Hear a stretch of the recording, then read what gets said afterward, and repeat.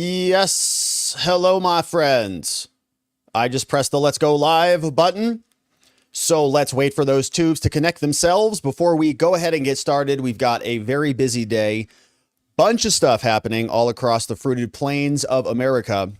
And it's time to get into it. And so let's do it, shall we? Hello, my friends, and welcome back to yet another episode of Watching the Watchers Live.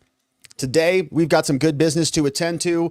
We have a cover-up that is underway. We've got a bunch of news stories and letters from Congress and actual testimony from Congress that we're going to go through today. 3 different segments, as you can see. A big one dropped from Senator Ron Johnson over the weekend, and he is explaining that he's got some preliminary findings that he wants to share with us. And so he dropped this out. It's about 13 pages. He is a senator. He's on some pretty important committees over there, been doing this a while. And so he has a full report that we're going to read through here today. And you can see it's got an executive summary for us. And it also has a bunch of bullet points that is good data. It's good information because, you know, he's a senator and he's been getting the inside briefings, and he is finally now publishing this for all of us to read. So we're excited about doing that.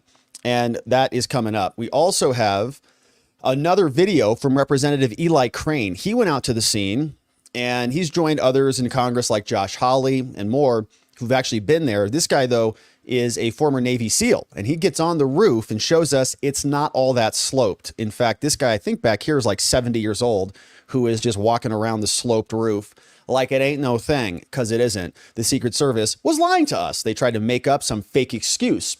Like when you say, oh, my dog ate my homework or something. Oh, the roof was sloped. Okay, Kim Cheatle, we think your brain is sloped. So we got that coming up. And then we'll hear from Ron Johnson himself, because he was out over the weekend on with Maria Bartiromo, explaining a lot about the stonewalling that's happening from the feds. We know that Kimberly Cheatle was testifying today from the director seat in the Secret Service and didn't get many answers from her. Ron Johnson's also trying to dig into it, and so we'll see what he says. So all that's coming up in the first segment. Then we have another lie. We've been chronicling all the lies that the local police were in charge of this, the lies that the roof was sloped, and so on and so forth. Now we have another lie. There was some conversation about whether resources were diverted from Donald Trump's Secret Service detail off to other people like Dr. Jill Biden, who is not going to be in the White House next year because her cowardly husband bailed out after he wrecked the country, wrecks the car, and then wants somebody else to pay for it. So we now have whistleblowers who have reached out to Chuck Grassley's office. He's another senator, and we love Chuck Grassley here. He's amazing. So he is publishing some other letters that he sent. He sent one over to Cheatle and said, hey, I got these whistleblowers from the Secret Service that has communicated that apparently a bunch of people were sent over to Dr. Jill's office, Dr. Jill's little campaign rally, and nobody was there for Trump. So we'll read through that. Mayorkas lied unequivocally about this, although he is equivocal. He was out with a clip. We'll listen to that one. Jill Biden had about 300 people at her event on July 13th, which is the new J6, by the way. J13 is the new J6. It was an attack on our elections. It was an attack on our democracy. And it was instigated and enabled by the Democrats, in particular, Director Cheatle. So we're going to be saying that a lot here, J13, and how they attacked our elections and our democracy. So just get ready for that one. But Chuck Grassley also sent in a records request, and he's pretty detailed on this stuff. We know he did very good work on the Hunter Biden laptop scandal. And so he's got his eyes peeled for this one. We'll go through that. We also have the Secret Service is very upset. If you're making fun of those women who were like ducking and cover under their desk when Trump was almost assassinated, like, oh, like fleeing around, skipping around, prancing around through the meadows. We're like, hello, can you please protect this guy? And she's, no, don't shoot me.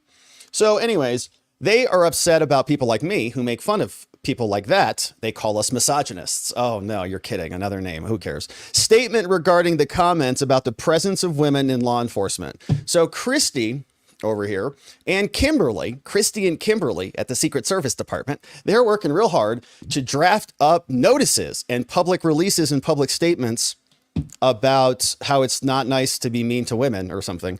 And so we are still waiting for some details, about the actual assassination. Don't have any real official details on any of that, but they were able to sit down together, set aside their makeup for 2 seconds. Well, they don't actually use much of that, but anyways, I was trying to think of the most misogynistic thing I could say, but anyways, setting aside, all their Barbie dolls or whatever, and then writing a little letter. It'd be nice if we got some actual details on the assassination, but no. So anyways, they posted that. We'll read through that. Mike Johnson's making fun of him, saying this whole thing's kind of ridiculous. Probably want to work on not having people shot in the head rather than making these little stupid statements. So we'll go through all of that. And then we'll hit some of the highlights from the Cheatle hearing today. She was in there all day today and basically said nothing. A lot of it was very repetitive. A lot of it was very much bloviating as usual. But what was curious today is that there was a bipartisan consensus that she's done a pretty terrible job on this. And it was so bad, in fact, that Raskin, of all people, is joining with James Comer and saying that she should resign. What? That's weird. So if Jamie Raskin does anything, my initial instinct is to do the opposite of whatever that is. Whatever it is. I'm not saying that Secret Service Director Cheatle's like amazing or anything. It's not the opposite of that. She's terrible and abhorrent in what she's done. But why does Raskin want her gone? That's the real question. And so we'll come back. We'll ponder that. We got some clips on this. Byron Donald's got a clip from him. They have no radio recordings. This is insane. No radio recordings. So we can't pin down when the timeline actually occurred. When did the Secret Service were they notified of this? And did they bring Trump out onto the stage after they had already known there was a prospective shooter on the roof? Can we assemble that beyond a reasonable doubt? You know what would be useful for that? Radio communications. You know what they don't have? Radio communications. So it's a scam. It's a cover up. It's very convenient. I'm sure they just accidentally emptied the recycle bin. Oh no. Don't you hate when that happens? Even AOC wants answers, but I don't really buy a lot of this. I think that they just want them gone, probably because they know that there's something really, really stinky here. The Democrats are like, yeah, take the trash out because it's going to stink bad. And it's going to be their party who's responsible for the smell. So we've got a bunch of clips on this.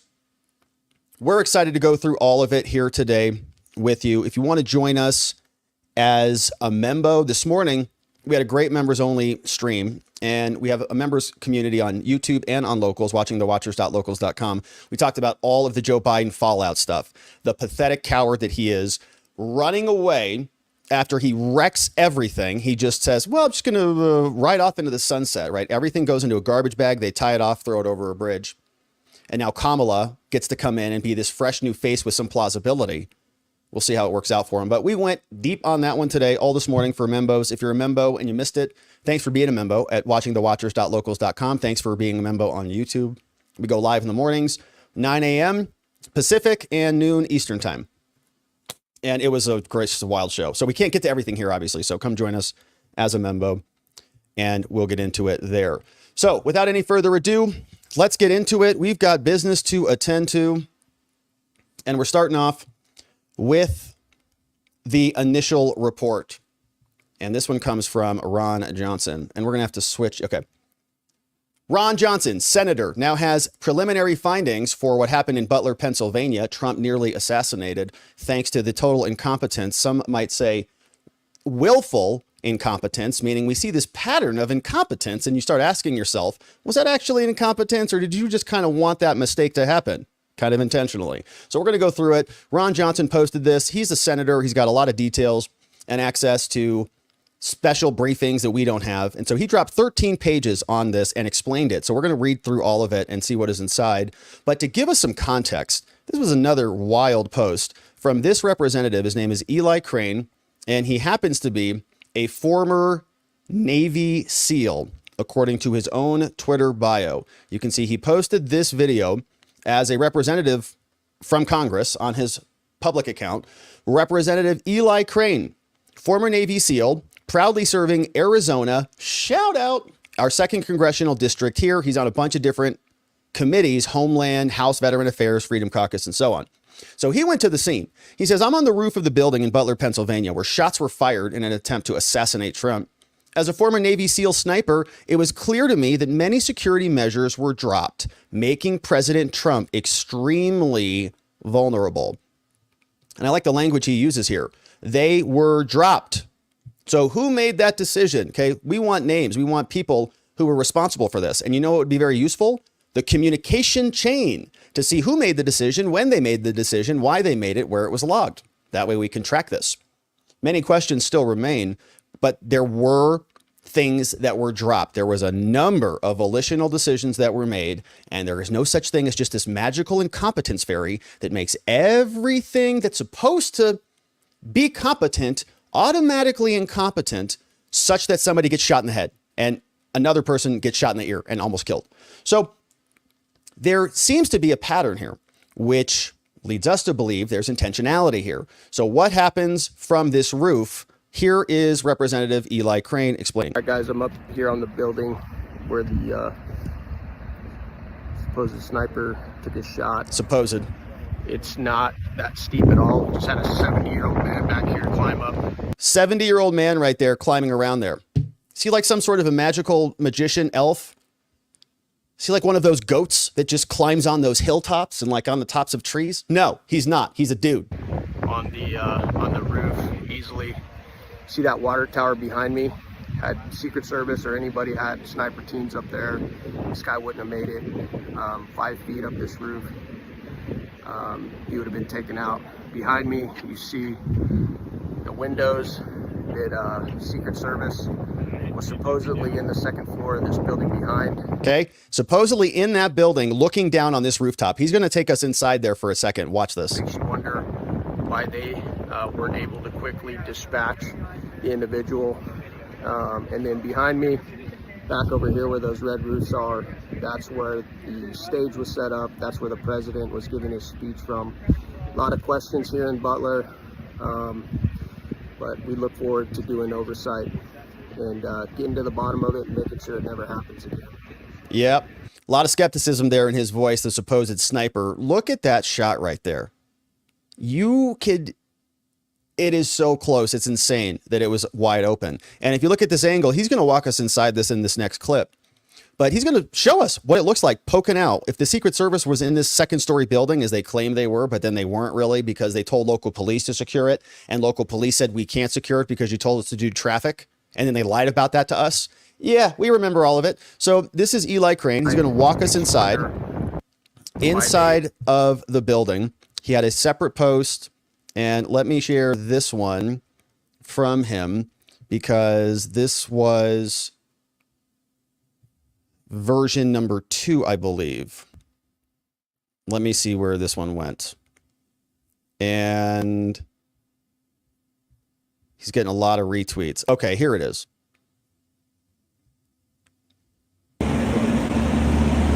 From inside the roof.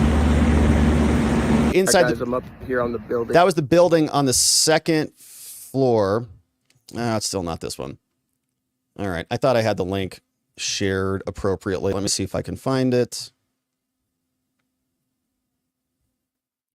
Yeah, here it is.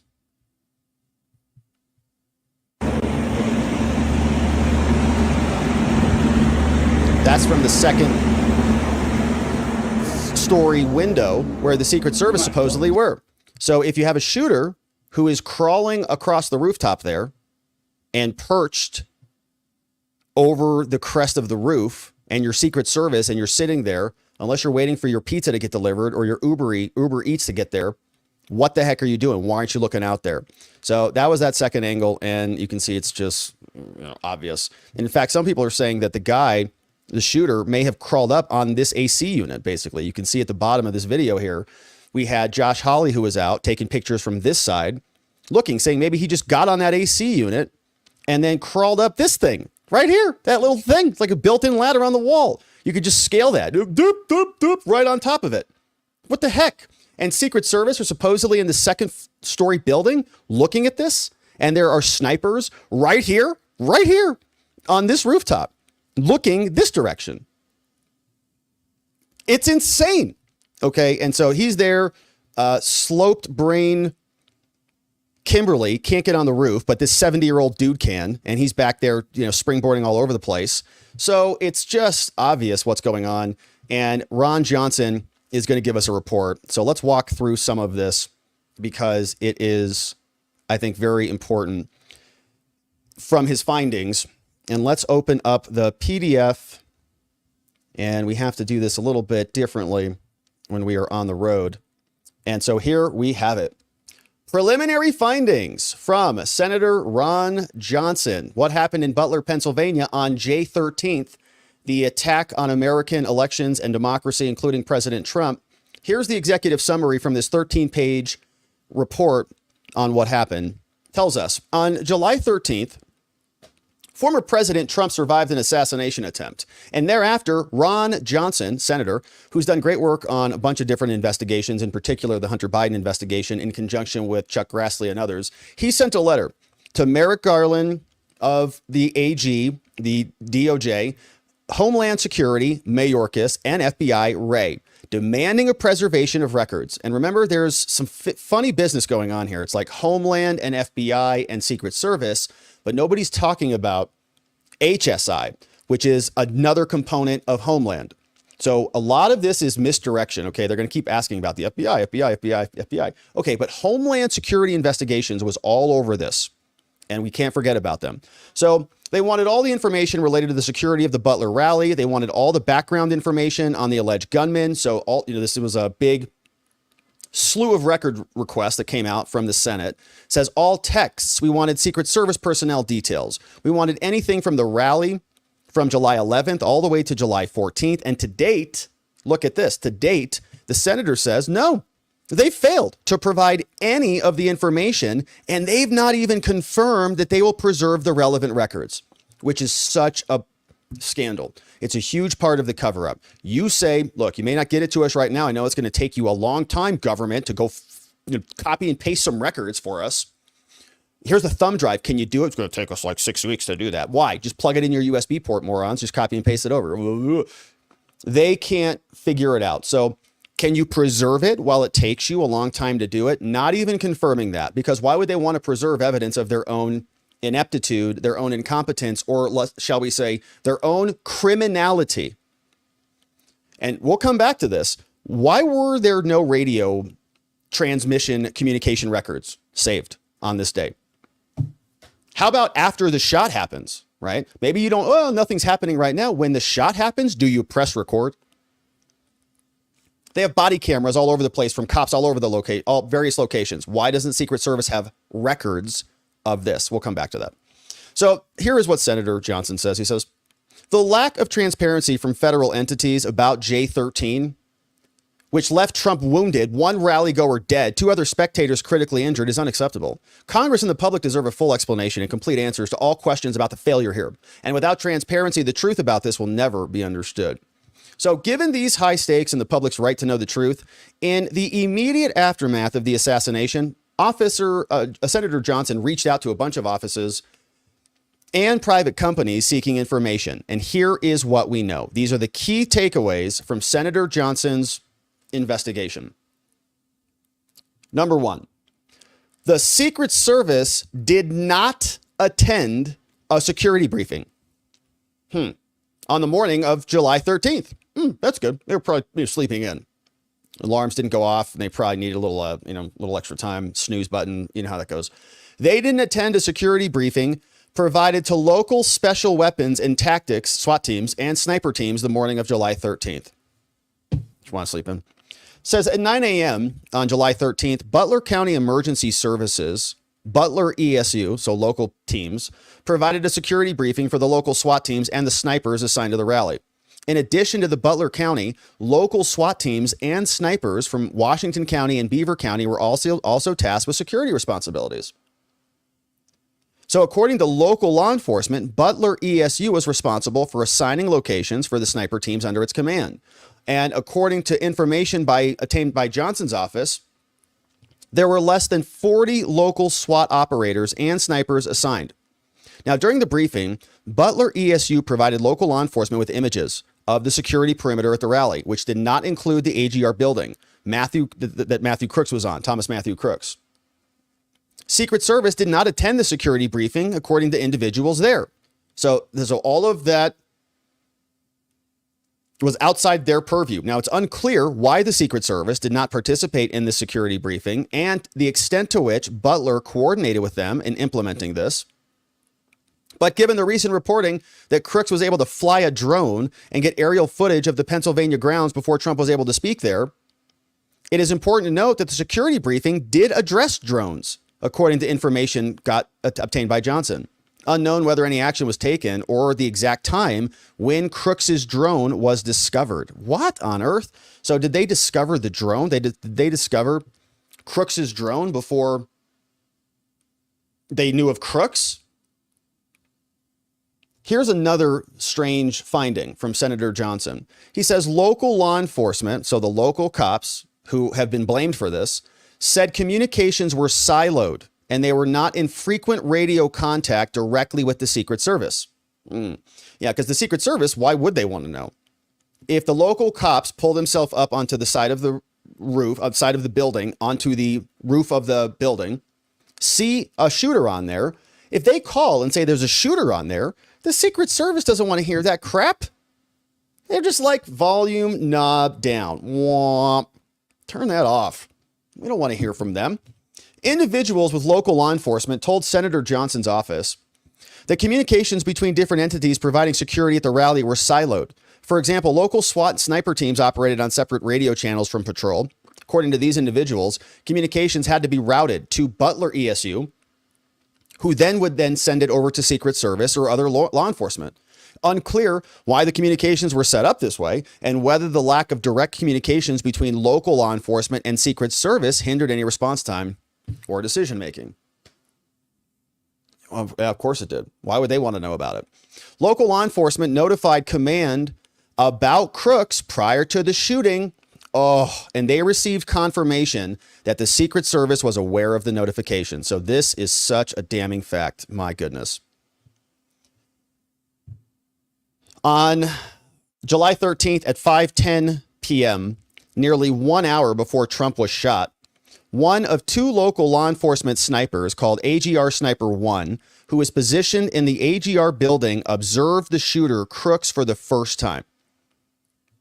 Local cop, sniper. Now, local law enforcement told Senator Johnson's office at that time, even though Crooks did not have a weapon, he seemed suspicious. Yeah. At 5:14, Sniper 1 took at least two pictures of Crooks. One of the pictures appears to show Crooks on his phone. At 5:28, Sniper 1 took a picture of a bicycle and a backpack near the building. Unclear whether these items are associated with Crooks. We don't know. At 5:32, Sniper 1 again saw Crooks enter near the AGR building, apparently looking at news feeds on his phone and holding a rangefinder, according to information. Shortly thereafter, Sniper 1 reported the suspect to a group text of other law enforcement snipers on site and was instructed to report the suspect to command. So he's sending it out. Hey, you guys see this? Yeah, what should I do? Look suspicious to you? I can't tell. Report it up. Okay. At 5:41, Sniper called into command. Okay, hey, we got this suspicious guy. Texting my bros about it. Don't know what to do about it. Just reporting it to you guys. To report the suspect and describe the suspect's appearance, and he notes that he has a rangefinder. So he's also walking around with a rangefinder. This is a rally. It's not a hunting range, or we're not hunting. We're not at a range. So we don't really need to measure distance unless you're probably going to shoot something. But all right, so he's got a rangefinder. 5:45. Sniper 1 texted the Beaver Group command about the suspect, and he said, can you please relay this one to command as well? So now this guy has two reports, 5:41, 5:45, phone call and a text message. Time goes by. Then at 5:59, a Beaver County law enforcement operator received confirmation from a Butler County SWAT commander that command, which included Secret Service, who's a part of that command, was made aware of the message, and they requested more information about the suspect's location at 5:59. Okay, so presumably the Secret Service knew about this before 5:59. This is when we get confirmation. They want to know more. But then they brought Trump out onto the stage. And at what time did he come out onto the stage specifically? Let's see if we find that out. To date, there are public reports that a counter sniper flagged a suspicious man using a rangefinder to the Secret Service 20 minutes before the gunman opened fire at the rally. The information obtained by Johnson's office appears to confirm these reports, but raises further questions about what Secret Service did with this information. Nothing. They just, oh, we're looking into it. Just, Why Secret Service did not immediately send agents to the building. And perhaps most importantly, here it is, why President Trump was allowed to go on stage. Is it clear to bring the president out? Yeah, it's all clear. It is. We just told you there's some random dude on a roof over there. Why did they bring him out? And they knew. They confirmed it. This witness, Sniper 1, says, no, I sent multiple calls. They confirmed it back to me. We're aware. Then Secret Service says, oh, yeah, we know about it. Can you send us more information? In the meantime, send him on out there. Yeah, it's good, Mr. President. Have a great speech. Following the shooting, Secret Service was seen on the roof of the building with local law enforcement. Yeah, because they were like magical agents all of a sudden who can float around through space-time. Photos of the shooter were sent to ATF for facial recognition. This was a weird thing. At 6:23, 12 minutes after Trump was shot, 2 Beaver County law enforcement agents got on the roof. They saw Crooks deceased, shot. During a subsequent search of Crooks, local law enforcement discovered a suspected remote triggering device. At 6:32, 7:45, and 7:46, the Beaver County law enforcement agents took pictures of Crooks, a cell phone, and the remote control device near the suspected shooter's body. Between 6:40 and 6:50, local law enforcement on the roof were joined by Allegheny County Bomb Squad, one individual wearing a suit who local law enforcement assumed to be a Secret Service agent. Some random bro just shows up, according to information. According to individuals on the roof, a member of the Allegheny County Bomb Squad requested the photos be sent to a phone number with a 215 area code, which was stated to be for the ATF. Now, the ATF was apparently requesting photos of Crooks for facial recognition purposes. And so Senator Johnson, he says, who's this random dude? What's the ATF doing here? It's not your jurisdiction. What are you doing here? So he called the phone number and he said, yeah, it was ATF. However, in subsequent attempts to establish further talks with the individual, this random person who just showed up, starts snapping photos, his staff received the following email from the ATF. This is from their Deputy Chief of Legislative Affairs. What a stupid title. Acting, great.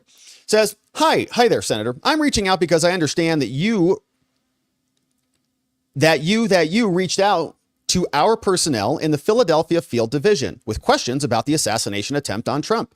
We would like to ask that you coordinate any of these kinds of requests through our office so that we may in turn coordinate through Main Justice and our colleagues at the FBI, which is the lead investigatory agency. Yeah. So they just circle the wagons, right? They just arm up.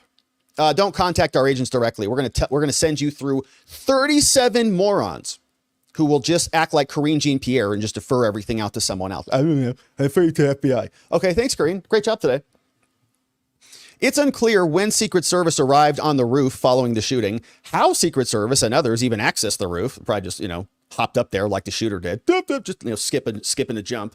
Why ATF would be the agency responsible for conducting facial recognition at all. Why they send that dude in there in an attempt to identify Crooks. Maybe because somebody got a little nervous that they lost one of their people.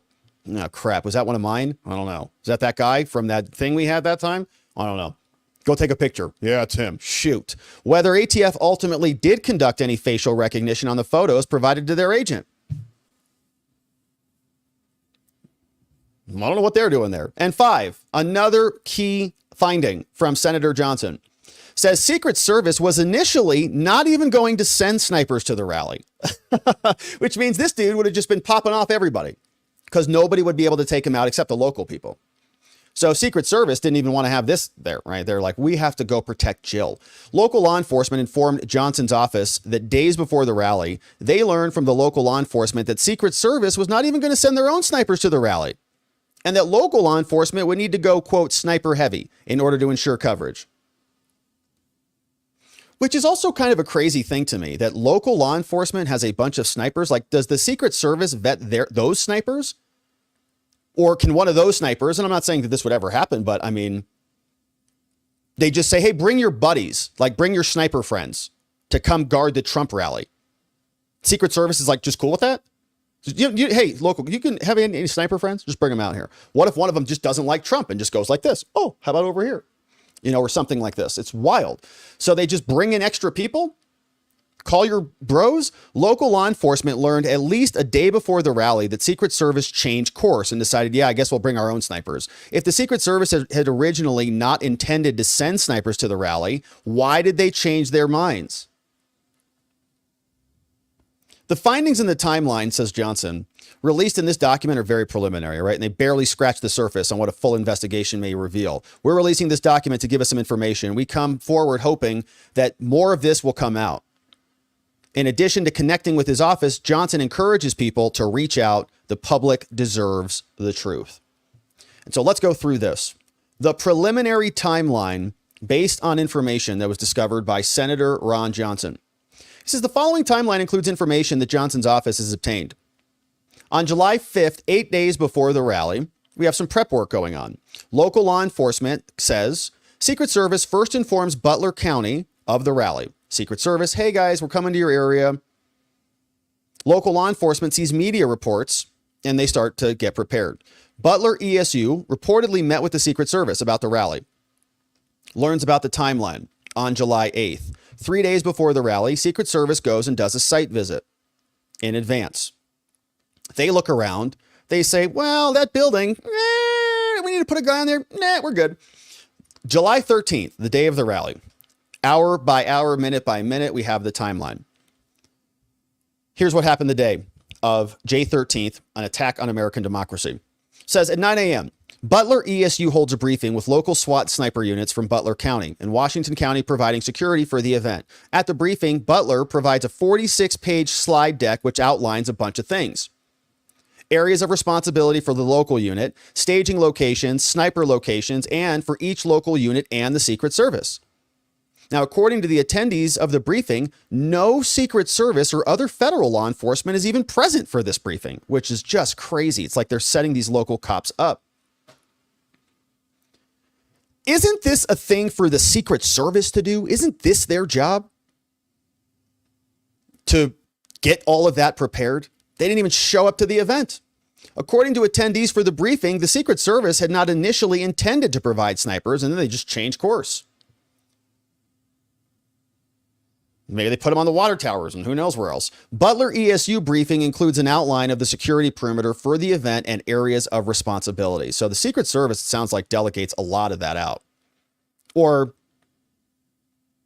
sort of. Because local law enforcement also says that they didn't do anything other than traffic. So there's multiple layers of responsibility here. Now at 9:27, Thomas Matthew Crooks, the alleged shooter, enters a Home Depot located in Bethel Park. 9:30, he's going up, going to go to this rally. Secret Service has the doors open for me. So I'll just go to a Home Depot. Now the CCTV footage of the Home Depot shows that the shooter was entering alone. He then purchases the ladder. It's a 5.5-foot aluminum dual platform ladder at 9:41. Then exits the Home Depot at 9:42. And we know that he was there the day before. Now, that doesn't show up in the timeline, or at least a day or two before. So I don't know if he was there that morning or what prompted him to go get the ladder, but he thinks he needs a ladder. 10:30, two local law enforcement snipers are in position on the second floor inside the American Glass Research Building. So there were people inside that building, which is news, because apparently our understanding was there weren't any. They just weren't on the roof.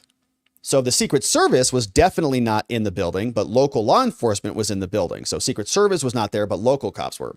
Crooks is first observed by one of the snipers, Sniper 1, at the AGR building. He takes these two pictures of Crooks below. So these photos that you've seen floating around are from the sniper. So he's up. He's zooming in. He sees this photo of Crooks on his cell phone, and you can see that I think is probably the highest res photo of what we've seen here. This is coming from the sniper. So he's on the roof. He's watching this guy. Don't know if he can see what he's on or what's going on with his phone, but he has that image of him as he's prowling around. 5:28, AG1, the sniper, he takes this other picture.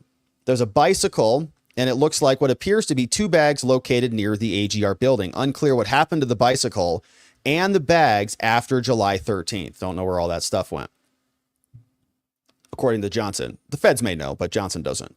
At 5:32, Sniper 1, again, spots Crooks looking at his phone and using the rangefinder, very similar to the first photo that we saw. At 5:38, Sniper sends a message to Sniper Group. Hey guys, we got this weird dude. We're trained to watch these weird people, walking around the perimeter. I find someone. What do you guys think? They say, yeah, it looks kind of weird. Call it into command. He's told at 5:40, someone call it into command. It looks weird. 5:41, he does that. No problem. Yeah, I agree. Sniper calls into command. He says, hey guys, yeah, this is Sniper 1 here. And I got a description of this guy, Crooks. And he's also using a rangefinder. And he says, this guy's weird. He's just lurking around the AGR building. Lurking around the AGR building. Photos of Crooks now are sent to Butler ESU Command. Command, which as we know includes the Secret Service, they confirm at 5:55 the receipt of the photos. They say, okay, yeah, we got ESU Command, got the photos, we passed those around to everybody else. 5:59, Command then is now asking affirmative questions. Hey, where's Crooks traveling? Sniper says, unsure, not really sure where he's traveling. He's kind of loitering back and forth. Don't know if he's moving or anywhere, just kind of steady. Then he says at 6:05 that Crooks is seen moving northeast in the direction of Sheetz, Sheetz. And he says, and Crooks is carrying a backpack now. 6:06 to 6:12, Sniper 1 goes to the ground floor of the building to meet local law enforcement and to alert them of Crooks's presence. Wow. So that guy is probably a little in freak out mode. He goes to the ground floor. He says, hey, local cops, this is what this guy's doing. You guys are here. Go find this dude. He's like over there at the building. Go run around. Go get him. 6:06 to 6:12. So back at 5:55, Command confirms they've got the photos. They've been relayed. Trump comes out. He's speaking already. Shots fired 6:11. Crooks begins the shooting. Secret Service return fire. Crooks is killed seconds later. Then at 6:23, after Trump is escorted out, Beaver County SWAT operators got on the roof. They access the roof where Crooks is located. Yep, Crooks is dead. 6:23. According to those SWAT operators, local law enforcement from another county and at least one Secret Service agent wearing a suit were also on the roof. Crooks is then patted down. Law enforcement reportedly finds a transmitter device, Crooks's phone, and a rangefinder in Crooks's pocket. About an hour goes by. Around 7:45 at the end of the day, at the request of the Allegheny Bomb Squad, local law enforcement texts pictures of Crooks and items near his body to a phone number with a 215 area code. That's an ATF agent. ATF is apparently using the picture of Crooks for facial recognition. And that's basically the end of Johnson's investigation. He says, I got a lot of questions about this. Here is what he sent previously. He says, guys, Mayorkas, Christopher Wray, Merrick Garland, all people who would be complicit in a cover-up in something like this, says, I need the following: a copy of a security plan that was supposed to be in place. I need all records from the Secret Service, FBI, state, local law enforcement. I need detailed descriptions of everything: size of the security perimeter, total number of Secret Service involved, total number of FBI, or we'll addendum that to say HSI as well. Total number of state and local law enforcement involved, a detailed list of the Special Operations Unit, counter sniper teams, a complete list of everybody who had access to the security plan, a complete list of federal agencies, and so on. Did the Secret Service receive requests for additional protection from Trump? Yes, they did. They lied about that. And so we're going to come back on all of this. But this is an outstanding request. A lot of these were asked during the hearing with Cheatle, and we got almost no answers to much of any of it. Here are some questions based on the preliminary findings. When did the Secret Service first arrive at the AGR building on J13? When did Secret Service first access the roof of the AGR building on J13? How many Secret Service agents were at the AGR building on J13? Probably 0. How did Secret Service access the roof of the building? Did ATF conduct facial recognition on Crooks? If so, why was ATF responsible for conducting facial recognition? Why did the Secret Service not immediately send agents to the building when it knew of Crooks? What exact time did the Secret Service snipers first have crooks in their sight? Why, oh why, the big question, if they knew, and we know they knew, that Crooks was a suspicious person, why was former President Trump permitted to go on stage if the Secret Service was aware of Crooks? Why else? Why did the Secret Service not participate in the briefing? What coordination existed between Butler and the Secret Service? Why was Crooks permitted to fly a drone over the rally site in advance of J13? And was any action taken regarding the drone? When was it discovered that Crooks had flown a drone over the rally site? Why did Secret Service not initially intend to send sniper units on that day? When did Secret Service alter its decision? And why did Secret Service alter its decision? When did you tell local law enforcement that you were abandoning your snipers? And when did the Secret Service first inform law enforcement that you would in fact send snipers?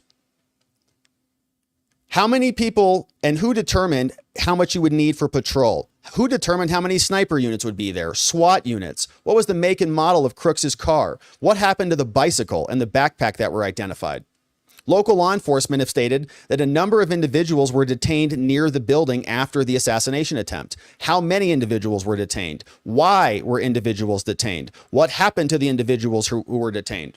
And why were the Secret Service and the local SWAT teams and sniper units not in direct communication? What was Secret Service able to monitor local SWAT and sniper unit radio channels? They're all just on their own. Who was the point of contact between Butler Command and the Secret Service? Great question. We want to zoom in on that so hard. Who made the decision? Who gave the all clear? The radio communications are apparently gone because that's the Secret Service for you. But who made the decisions? Who made the decision to silo all these communications and bury everything? How many briefings or meetings did Secret Service hold with local law enforcement in advance, if any? What local law enforcement agencies attended the briefings? How many times did Secret Service actually visit the site? And who participated? Has the 5.5-foot ladder from Crooks that he bought at Home Depot been recovered? If it's not been located, if it has been, where was it found? Has the backpack been located? If the backpack has been located, what were the contents of Crooks's backpack? And the big question, which we still don't know the answer to, is how many shell casings were found at the AGR building on July 13, 2024? Who knows? They know. They don't want us to know. I don't know what's so complicated about it. If it's a single shooter and it is as they said it was, with 9 shots fired, 8 from him, 1 from a counter sniper, what's so complicated about that? 8 shells on the roof. Very simple calculation, but they don't want to tell us the truth. And so we are going to listen to Ron Johnson explain what happened here and how he came to these preliminary findings. Let's see what he says about this over in this clip from the great senator, clipped over from MJ Truth over on his Rumble. He does great clipping and reporting and great content, so be sure you're following him. But here is this exchange from Ron Johnson explaining his factual findings. And now he's gone dark. We've also reached out to the Secret Service agents in charge on the ground. All were BF agent, which I think just... You sent a letter to Attorney General Merrick Garland, Secretary Alejandro Mayorkas, and Director of the FBI, Christopher Wray, about this epic failure of security. Can you walk us through what you'd like to see and your preliminary findings of your investigation, which has now become bipartisan? Is that correct? Correct. I spoke with Chairman Blumenthal, the chairman of the Permanent Subcommittee Investigation. I'm the ranking member. He completely agrees with me that we must start doing transcribed interviews with all the witnesses now while memories are fresh. So that's really good news from my standpoint. My staff immediately started reaching out to local law enforcement. We've gathered a fair amount of information. Again, we're just scratching the surface. But a couple of things that we found out. For example, the Secret Service did not even attend the 9 o'clock security meeting with local law enforcement. Pretty well put in charge the Butler County law enforcement to coordinate things. Law enforcement wasn't even on the same channel. The SWAT and sniper teams. Just to be clear, Senator, that was a 9 a.m. meeting on July 13th, the day of the shooting. Morning of. Correct. Correct. Yeah, Secret Service had been there for site visits, weren't even there. kind of turned over some of the outer perimeter stuff to local law enforcement. They weren't even on the same security channel. So the sniper and SWAT teams weren't on the same channel as the patrol officers, and they weren't on the same channel as Secret Service. So they had to relay things. One of the things we found out is that we've got a more detailed timeline. This picture is now on the internet, but a photo was taken by the local sniper team in the AGR building at 5:14 of Crooks. So again, we had pictures of this guy. Why wasn't he intercepted? There's so many unanswered questions here. The pictures were taken at 5:14, and he was shot at 6:11. Correct. Yep. Okay. And again, we've got a more so I'm going to be issuing a preliminary report. It's preliminary. It's just scratching the surface. We're primarily going to release that report to solicit more eyewitness testimony. If you took video, save it. Make a backup copy. We can glean things in terms of audio and in terms of where the shots came from. Was it one rifle? Was it more than one? I've seen some pretty interesting video on the internet by experts that certainly calls into question what the FBI is telling us about a single shooter. Again, we're only just beginning this, but it is so important that people who saw things, that have information, they preserve it, they memorialize what they saw, because memories change over time. They can be influenced. So it's good news. On a bipartisan basis, Chairman Blumenthal and I are dedicated to taking transcribed interviews with law enforcement and public, just members of the general public that were at that rally. No matter how insignificant your piece of information might be, it might lend to provide the full story of what happened, because the American public needs to understand what happened here. Yeah, and they're trying to cover it up. You noticed in his report that we just read how he got all of his information from the local cops, right? These weren't Secret Service people who were giving him any details. This wasn't anything forthcoming from Director Cheatle or from Mayorkas. They have tried to button this thing up immediately and lied repeatedly about it. Why do you have to lie about a sloped roof? You don't. Unless you're trying to find some alternative explanation that exonerates you. So I know that, I tweeted out yesterday the fact that you're doing this bipartisan investigation, and I put on your email. You have an email that you want people to send information to, and I know that you'll tweet that later. But I got to get to this. After the shooter was taken down by Secret Service, the local law enforcement, and I know this from some of your preliminary comments, your preliminary findings, started taking pictures of the dead body, right? Can you tell us what happened then? Correct. So that sniper team that was in the AGR building, they're the first ones that went up on the roof. They were the first to encounter the dead assassin at that point in time. Later on, other people joined them, and somebody told them to send the pictures they had taken to an ATF agent, which I think is very strange. And we called up that ATF agent. That individual said that he was with ATF, and now he's gone dark. We've also reached out to the Secret Service agents in charge on the ground. All we're getting there is the runaround. So we are getting information from local law enforcement, and we appreciate that. But unfortunately, federal law enforcement agents, they're just saying, well, go through your congressional liaison. Again, that's going to be unacceptable. I wish I could rely and have faith in the FBI and the Secret Service to do a truthful accounting of this, but that's not been my experience with the Russian collusion hoax, and for years dealing with federal law enforcement. We need completely separate and independent investigations, and it has to start now. And J6, let's not forget that. Secret Service deleted a ton of text messages and data from January 6th. Why did they do that? They know we needed it. They got rid of it. So they're compromised. The FBI is as compromised as they've ever been, with the FBI lovers, the spying on Trump's campaign, the raid of Mar-a-Lago, the list goes on and on. So the DOJ, who supports the FBI and who enabled an illegal Jack Smith to conduct all of those raids, right? Every single one of these agencies is rotten. And they're going to be the ones leading this investigation. And Homeland Security, Mayorkas, is going to come out and create a bipartisan commission with a bunch of Bush people and Janet Napolitano. Are you kidding me? So are you questioning whether or not there was a second shooter? Is that what you're questioning? Or if the shooter had a different gun? I saw an extremely convincing video online. I know it's all over the place. There were 3 distinct shots early on, followed by another 5 in more staccato, more rapidly fired, and then the final one, which we believe took the shooter out. How do you explain that? I don't know. I'm not an expert. But the individual putting that video out says it clearly shows that there are at least 3 different weapons fired that day. Again, I don't know. Yeah, it's interesting audio, because you could also make the argument maybe that the microphone changed, right, where the audio is coming from, or these are, it sounds different because they're in close succession. So it's pop, pop, pop, pop, pop, pop, pop, pop. And it sounds different, right? Even though you're saying the same thing. So, you know, a lot of different things happening, but what would be very useful would be some information from our government that wasn't wrapped in lies. But we can't trust the FBI and the Secret Service to do an honest and open and transparent investigation. That's just a very sad fact. So we've got to rely on other sources independent to really find out what the truth of the matter was on Saturday, July 13th. So let me go back to what happened after the shooter is dead. You just mentioned somebody goes up. So this is the guy in the suit who walks up the ladder, goes to the roof, and tells the locals, send those pictures to this cell phone. Who was that person? It was probably, you know, well, again, I'm not sure in the movies when they call and they say, is it done? And he sends him the pictures, right?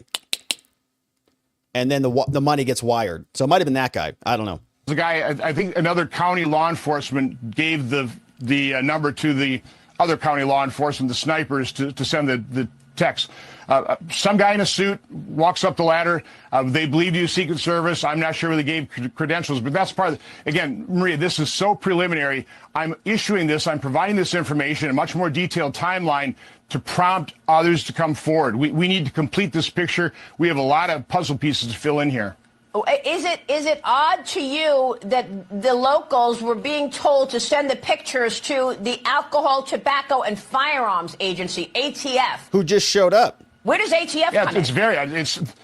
The oddity starts with the fact that local law enforcement were just tasked with securing the perimeter, told to go cover that AGR building, not really told where to set up, so they set up on the 2nd floor.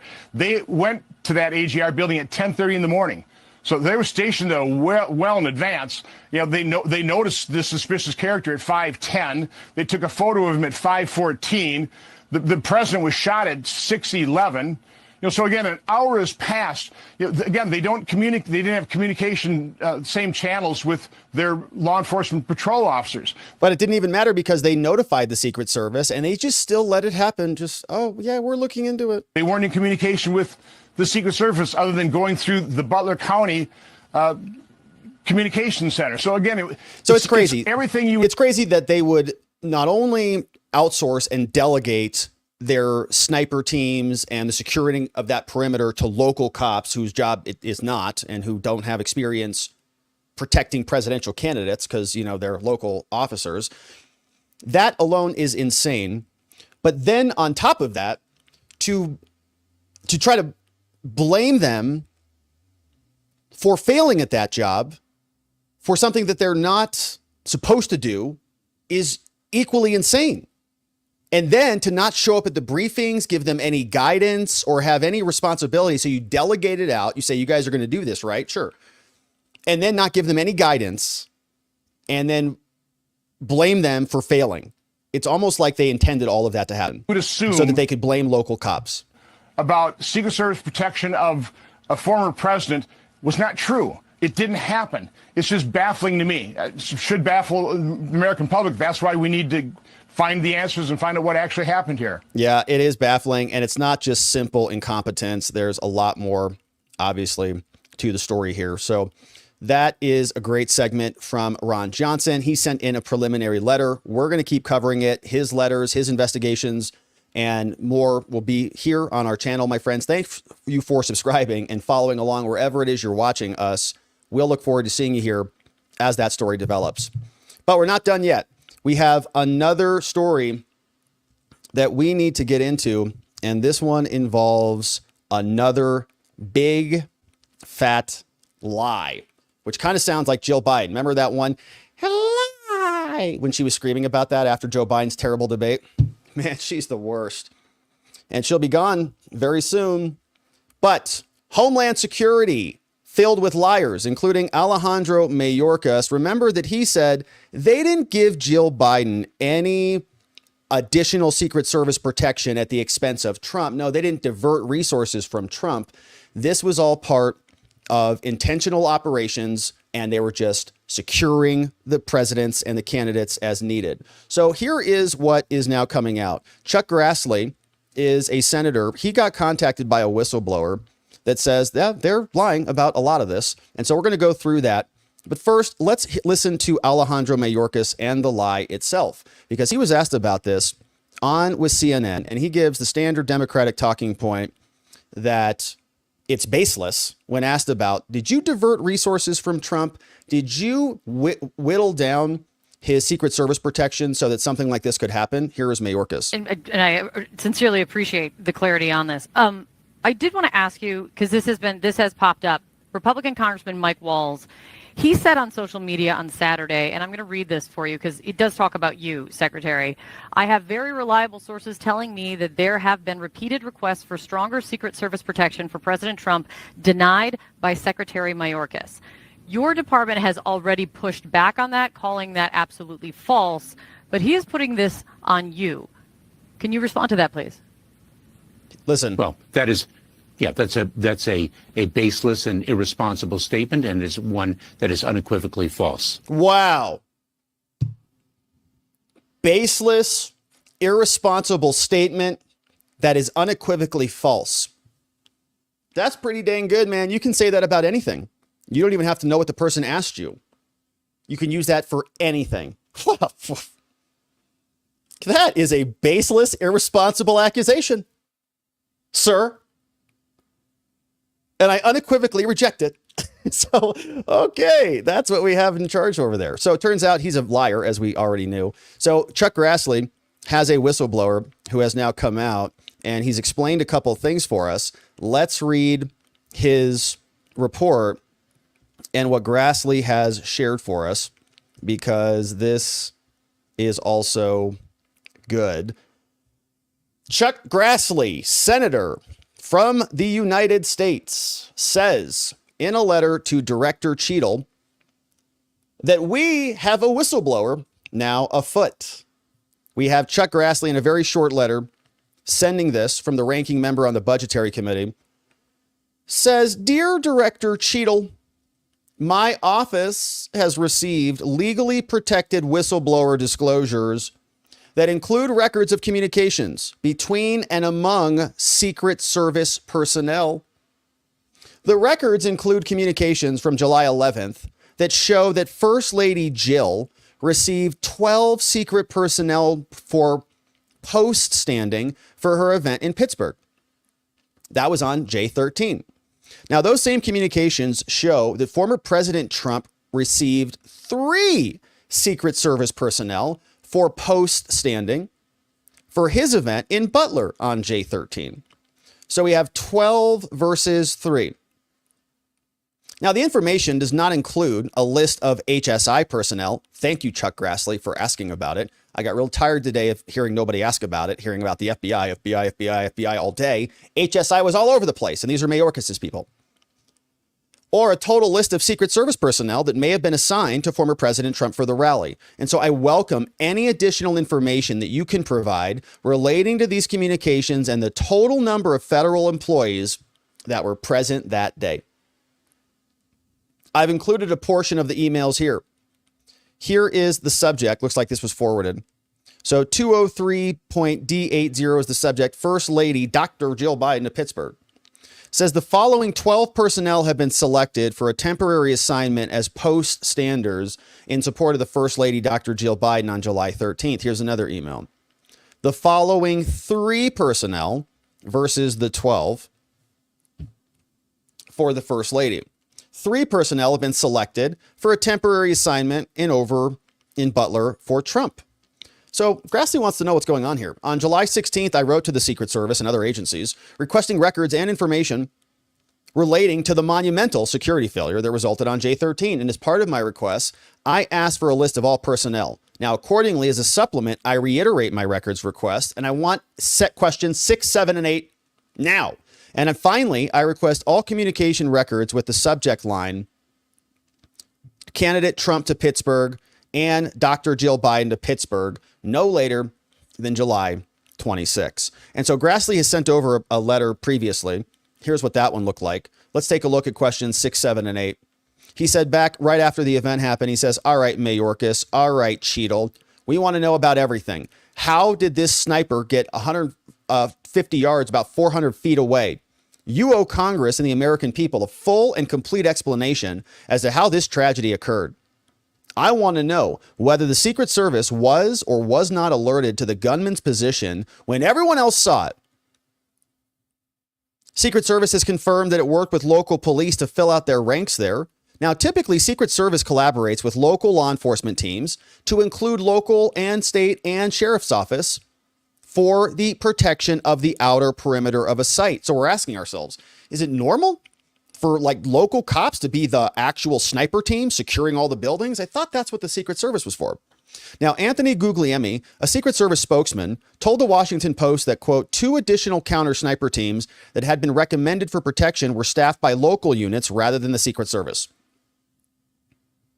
These claims and statements come as news outlets have reported that DHS has repeatedly denied requests for more Secret Service protection, even though he has received several threats made against him in the past. Now, those reports have been publicly denied by the Secret Service, but you should tell us what resources you have and what was moved around. Now, the DHS Special Review Panel and the OIG, the Office of the Inspector General, have identified a number of serious issues with your agency, all the way going back to 2014, right? They've been kind of terrible at their job. 2015, there were problems. And so now we have to get to the bottom of this. And so that Congress may conduct our oversight.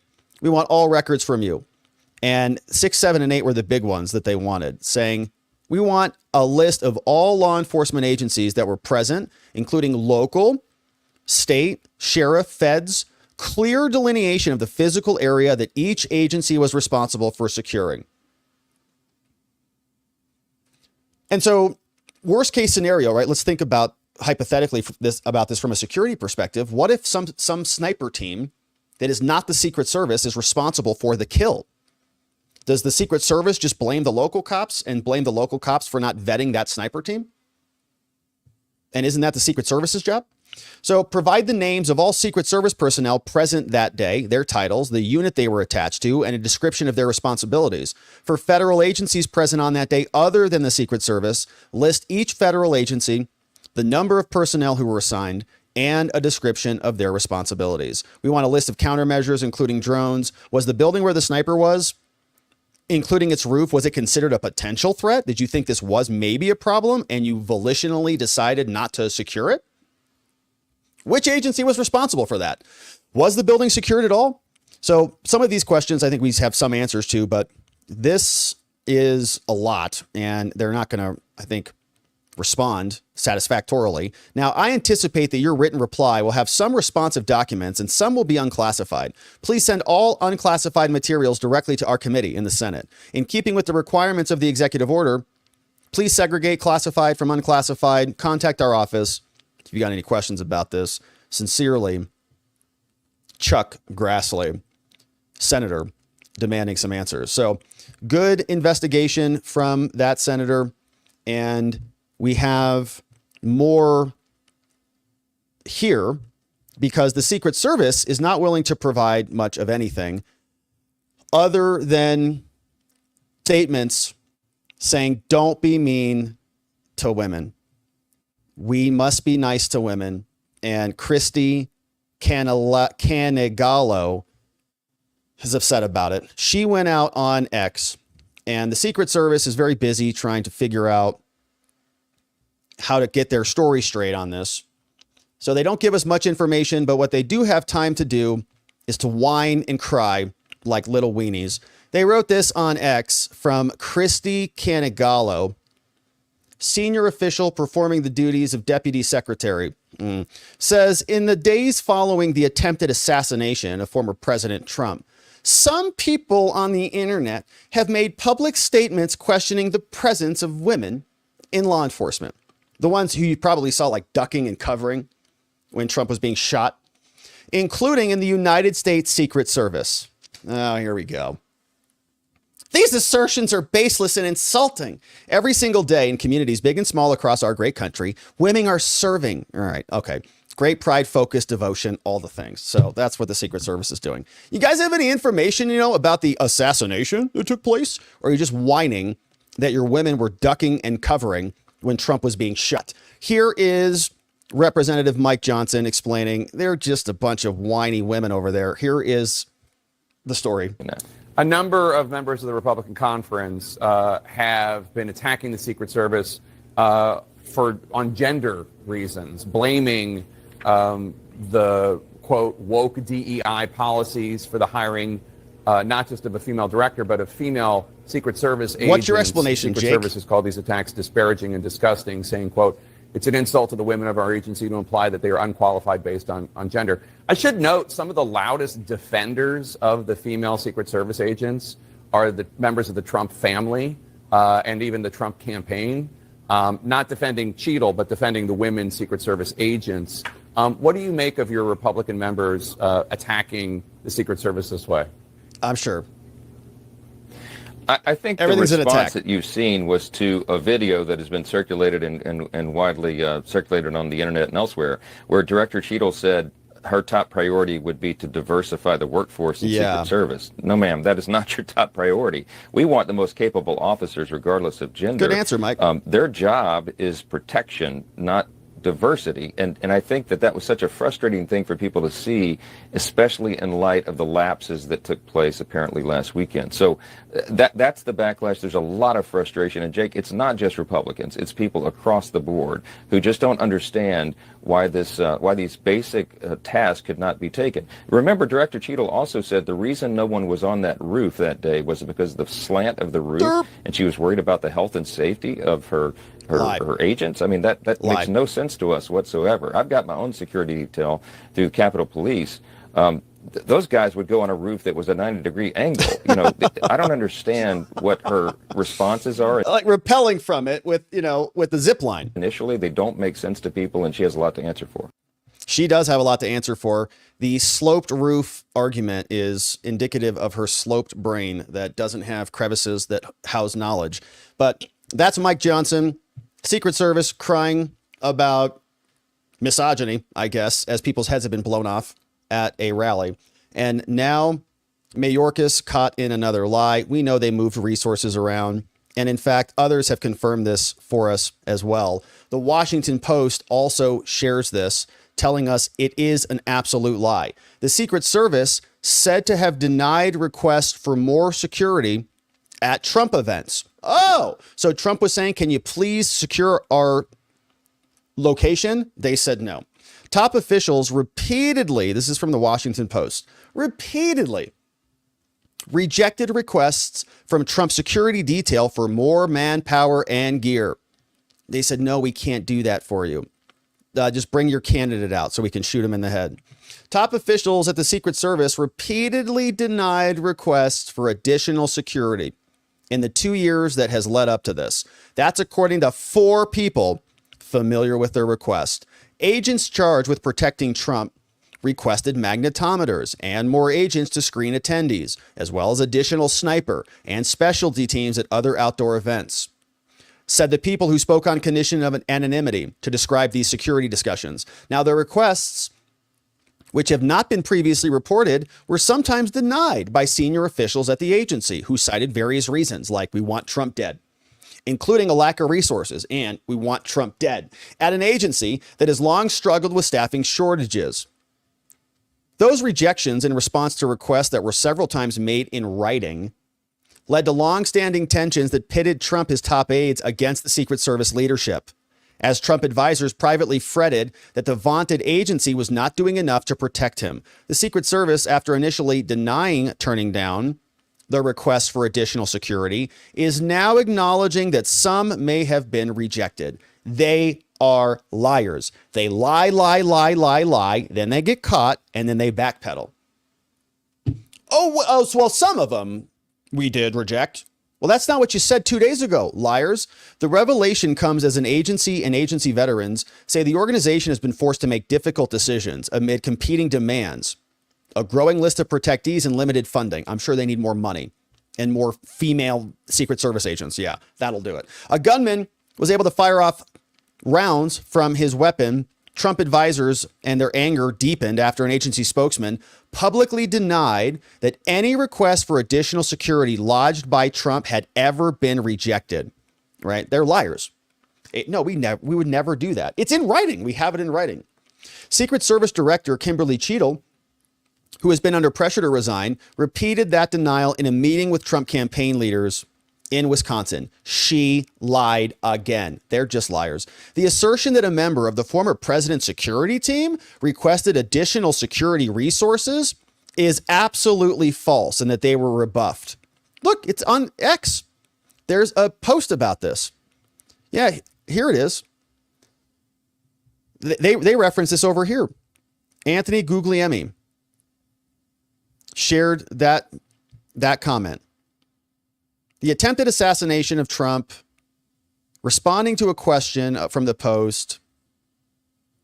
Anyways, all right, so we'll find that quote elsewhere. But after receiving detailed questions, Guglielmi said the agency had learned new information. Yeah, we have a vast, challenging, and intricate mission. Every day we work in a dynamic threat environment and blah, blah, blah. They're liars. Trump asked for security. They rejected it. Trump got shot. Why? Because they rejected his security. They enabled this whole thing to happen. A Secret Service official who spoke on condition of anonymity to candidly describe the sensitive internal discussions said the agency has finite resources. So they should give them all to Jill, I guess, and has to juggle competing demands, especially for its counter snipers and counter assault teams. Maybe they'll recruit more snipers if they do more DEI, and they'll have all the candidates in the world. The agency is currently responsible for security for more than 24 people. Wow, 24 total people. Amazing. How much money did they get a year? Most of them requiring full-time security, like Hunter Biden. Yeah, obviously. And a few others receiving what is informally called door-to-door protection. They didn't want to add Kennedy to the list either. So they call it supply and demand. Got it. Well, they brought him out. If they couldn't secure it, they shouldn't have brought him out. They're responsible for that. If you don't have the capacity to do the job, you got to tell somebody you don't have the capacity. You don't just wing it and have people drop dead. Try that in any other business, in any other industry in the world. Well, we really just couldn't secure the load, Well, you're carrying around like thousands of tons of material on the road. Yeah, well, I thought 2 straps would do it. Well, it didn't do it. You needed 8 straps. I thought 2 would handle it. And so we have a bunch of dead people. But as long as you tried your best, I guess there's no culpability for you. No, it's ridiculous. So they don't have the resources, and that's going to exonerate them. It's a supply problem. They need more money. And maybe they'll give Trump the support that he needs. We know the truth. They wanted it to happen. They were anticipating that at some point, something bad was going to happen.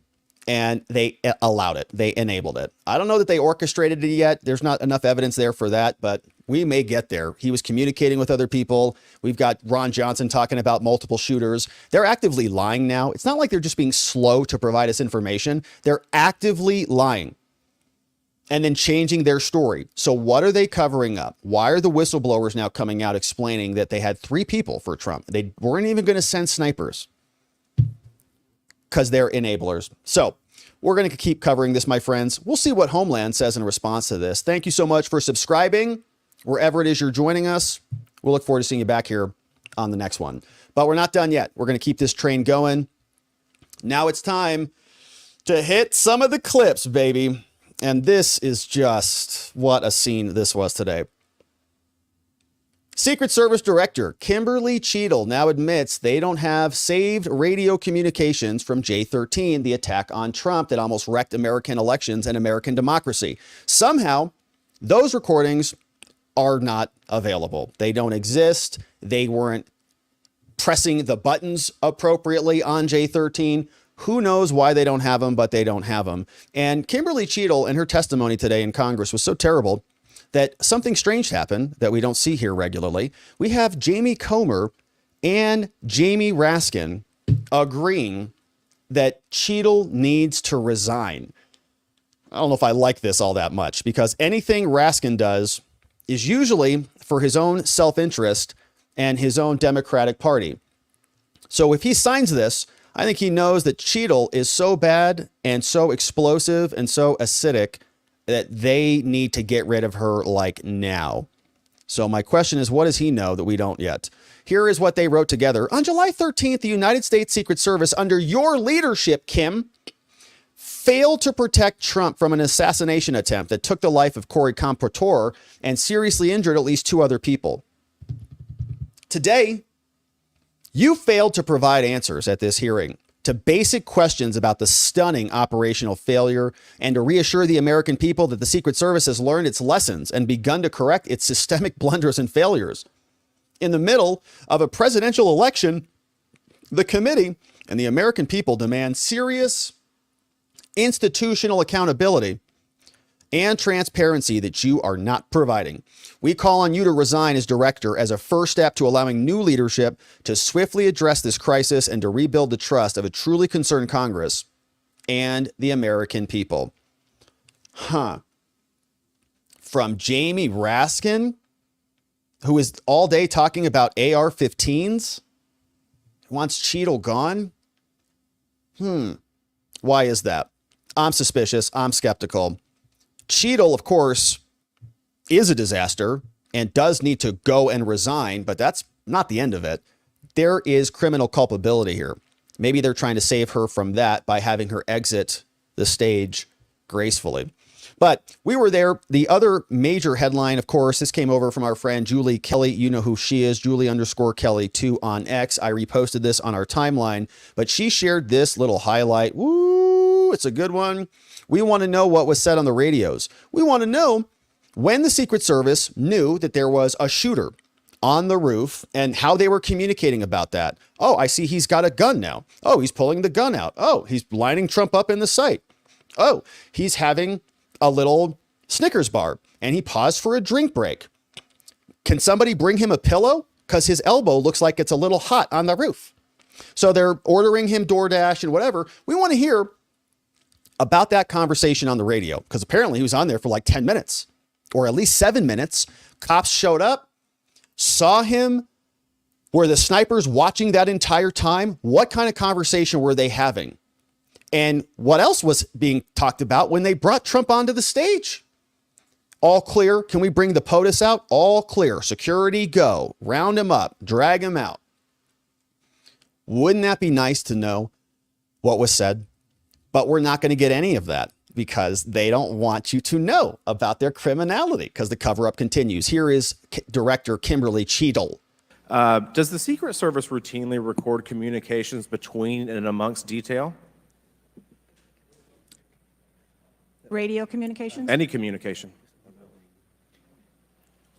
Email communications are captured, as well as text messages, and then depending on the detail, radio communications are recorded. Does the Secret Service have recorded communications from the July 13th event? We do not have radio communications from that day. We do not have radio communications from J13. Isn't that convenient? The most damning evidence is missing. Not a surprise at all, because they deleted Secret Service text messages from January 6th too. When they, presumably, one can presume if they're not going to have the evidence to exonerate them, we go to maliciousness. We say that that is intentional. If they have evidence that should exonerate them and show that there was no malfeasance at all, let us see it. That should be the default. The default is not we have evidence gone. And after the shot took place, nobody thought to press the record button and to start investigating this. I mean, police have body cameras on so that we can see, but there's nothing in here. And this is critical evidence. This would have showed indicia. This would have given us an ability to recreate a timeline. When did the call come in? How long did it take you to process that call? Who gave the kill shot? Did anybody give a kill shot? Did the snipers just do it on their own? Or did they have to go get permission from someone? So it's just a cover up as clear as day. They know they're doing it. We know they're doing it. Now they're trying to eject her so that the inquisition stops because it's very painful. She didn't answer much today. Even AOC wants these questions answered, but here is from the opening statement, or from the opening line of questioning from Jamie Comer, clipped over from our friend Colin Rugg. And he is sharing with us what it sounded like when James Comer got into it with Cheatle today at the hearing. Annual budget of around $3.1 billion. Woo! $3.1 billion for 24 people to secure? How much is that per person? That's a lot. You could probably like hire an entire private security team that's much better than them. And I believe around 8,000 employees. Is that correct? Yes, sir. Obviously, there were many security failures on the day of the attempted assassination and leading up to that day. Let's start with the building that the shooter used to shoot President Trump from. At any point Saturday, did the Secret Service have an agent on top of that roof? Sir, I'm sure, as you can imagine, that we are just 9 days out from this incident. That's a lot. And there's still an ongoing investigation. And so I want to make sure that any information that we are providing to you is factual. You can't, okay. Why did the Secret Service not, can you answer why the Secret Service didn't place a single agent on the roof? We are still looking into the advanced process and the decisions that were made. Okay. Pipe down. Wasn't that building within the perimeter that should be secured? Do we agree with that? The building was outside of the perimeter on the day of the visit. But again, that is one of the things that during the investigation we want to take a look at and determine whether or not other decisions should have been made. One of the things that you said, I believe in an interview, that there wasn't an agent on the roof because it was a sloped roof. Is that normal? And do you fear that and hot too? We learned it was hot creates also. An opportunity for very hot future would-be assassins to look for a slanted roof. I mean, yeah. This is a huge question. Yeah, well, yeah. I mean, my plan is to build a house on a hill, and then I'll never be raided by the feds ever again. So hopefully this is true. That's why I wasn't a Secret Service agent on the roof. And there have been reports that agents were supposed to be on the roof, but it was hot that day and they didn't want to be on the roof. Can you answer any of those questions, Director? So I appreciate you asking me that question, Chairman. I should have been more clear in my answer when I spoke about where we place personnel in that interview. What I can tell you is that there was a plan in place to provide overwatch, and we are still looking into responsibilities and who was going to provide overwatch. But the Secret Service in general, not speaking specifically to this incident, when we are providing overwatch, whether that be through counter snipers or other technology, prefer to have sterile rooftops. Did the Secret Service use any drones for surveillance that day? So again, I'm not going to get into specifics of that day in itself, but there are times during a security plan that the Secret Service does deploy an asset like a drone. There were reports that the shooter used a drone just a few hours before the rally start time. Is that accurate? I have heard those same reports, and again, am waiting for the final report. Do you know, if you can't answer the question, that's your answer. But can you answer this? Do you know, I'm not asking yes or no, but do you know if the shooter used a drone before the shooting? That information has been passed to us from the FBI. How many Secret Service agents were assigned to President Trump on the day of the rally? Again, I'm not going to get into the specifics of the numbers of personnel that we Why? had there. That's why you're here. But we feel that there was a sufficient number of agents assigned. There are reports that several agents assigned to the rally on July 13th were temporary agents not normally assigned to President Trump. Is that accurate? What I can tell you is that the agents that were assigned to former President Trump are Secret Service agents that provide close protection to him, and that was what was actual on that day. How many temporary agents were there that day? Quite frequently, sir, during campaign events, the Secret Service utilizes agents from HSI or the Department of Homeland Security. You don't know how many? Supplement you can't answer? our plan. Have the investigators reconstructed the shooter's precise movements over the past days, weeks, and months? So, again, we need to have confidence that if the FBI is leading this investigation, that they're leading a credible investigation, because there's some of us sitting up here today that don't have a lot of confidence in the FBI. So I will repeat the question. Have the investigators reconstructed the shooter's precise moments over the past days, weeks, and months? I understand your question, Chairman, and I share your concerns about wanting to make sure that we have factual information. That the FBI's crap? The FBI is conducting a criminal investigation. The Secret Service is conducting an internal investigation. There are a number of OIG investigations, and there is the external investigation that the President... Last question for me. Before July 13th, had the Trump detail requested additional resources? What I can tell you is that for the event on July 13th, the details that were the assets that were requested for that day were given. Okay. My time has expired. Chair now recognizes Ranking Member Raskin for 5 minutes. All right, so that was Comer. Now, that was in the morning, and there was a lot also happening in the afternoon. So this was an excerpt from Byron Donalds, who was also asking some specific questions, and it was much of the same. She was pretty good at parrying everything away. She had several talking points. I defer you to the FBI, kind of like Karine does. Talked about ongoing investigation. That's a big one. Bingo on that one. Sources and methods type of a thing. Didn't really come up a whole lot, but internal policies and stuff like that. I can't comment on numbers. I can't comment on any of this stuff because it's all ongoing. So it was a lot of that. Here's Byron Donalds getting into it. Mr. Donalds from Florida. Thank you, Chairman. Director, real quick, at what time was Secret Service aware of the active threat against President Trump? Director, what time?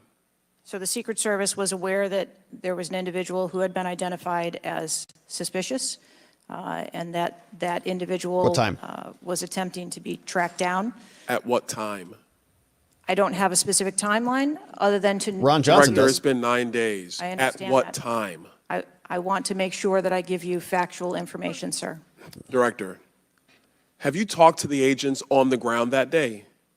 Yes, I have. You've talked to all of them. Your senior team has talked to every agent that was on the ground that day. Yes, we have. Have they all corroborated the same time they identified the shooter or they were made aware of the shooter, either by attendees in the crowd or local police department? There are a number of reports of when those times were made. Was it those 5 minutes notifications. before the first shot rang out? No, Generally speaking, was it 10 minutes before the first shot rang out? no. It was, Was it 15 minutes before the first shot rang out? It was less than that time frame when it was identified as a threat. How many days before the shooting took place did Secret Service actually do their advance work? So that's interesting. So she's going to say it wasn't an actual threat until what, 3 minutes before the shot, 1 minute before the shot, 30 seconds before the shot. So this guy, did he set up real quick? So Crooks is crawling around on the roof. He's not identified as a threat yet. Some random dude on a roof. Don't know what he's doing there. Secret Service is still waiting for their food to get delivered. And so he is now setting up, and it probably takes him a minute to pull everything out, right? Because you wouldn't have it openly and obvious. Otherwise, they would have identified him as a threat walking up with a gun or climbing onto the roof with a gun. So then he's like got this bag or something. Then he pulls it out. So it's like a minute. Then he shoots, sets up, shoots right away. No, that's not true, because we know he pointed the rifle at the other cops who climbed up onto the roof. So it wasn't like a 1 minute unbag, set up and shoot. And so they had like no time to figure, this is not some random, like you could have a theory. Maybe it's like a random Trump fan who wants to go up and watch the presidential rally. I'm on the roof. He got a MAGA hat. Yeah, I love the president. Gets sniped. You don't want to snipe somebody like that. But you also have this suspicious person who's casing the place with a rangefinder, who then gets on the roof and he's been photographed and all. So they know. So he points the gun. Other cops see it, fall down, then has to reset. So that adds additional time to it. And all these snipers have eyesight on him. And the local cops apparently on the second story are also looking at him too. Give me a break. To secure the facility that the rally was going to be held at? 5 days. In the 5 days prior, when the security advance team did their work, did they identify the rooftop as a potential threat? Again, I'm pulling those reports and that information. It's been 9 to days, conduct those Madam Director. interviews. Did they notice a rooftop 150 yards away that was a potential threat? Yes or no? I am certain that the rooftop was noticed. I am pulling the reports. What was the security parameters around securing that rooftop? What did they do? There was overwatch provided for that rooftop. Did Overwatch Not fail? really. Yeah. I am waiting to hear what the results of the investigation were so that I can identify where the failure was. Who did you talk to that was on the ground that day that was responsible for Overwatch? What are their names? I'm not going to provide their names in this setting. Did you talk to the people that were providing Overwatch that day? I've talked to the people that conducted the advance on that day and that were working the shift and were the counter snipers on that day. So you talked to the counter sniper team, you talked to the people who were providing Overwatch that day, and you talked to the advance team, correct? Yes, sir. What did they tell you? We are putting together a comprehensive report so that I can identify exactly where the gaps and the failures. When the counter sniper team was on the roof and they identified that there was suspicious activity on the roof in question, what was the chain of command's orders around the person on said roof? Because I'm quite sure somebody saw in under your organization, the Secret Service, I'm quite sure somebody saw the shooter on the roof. So what was the communication The local cops through the too. chain of command to deal with said person? What I can tell you is that when the individual was identified by the counter sniper, they took one shot and neutralized that individual. But that was after the shooter already took a shot. Is that correct?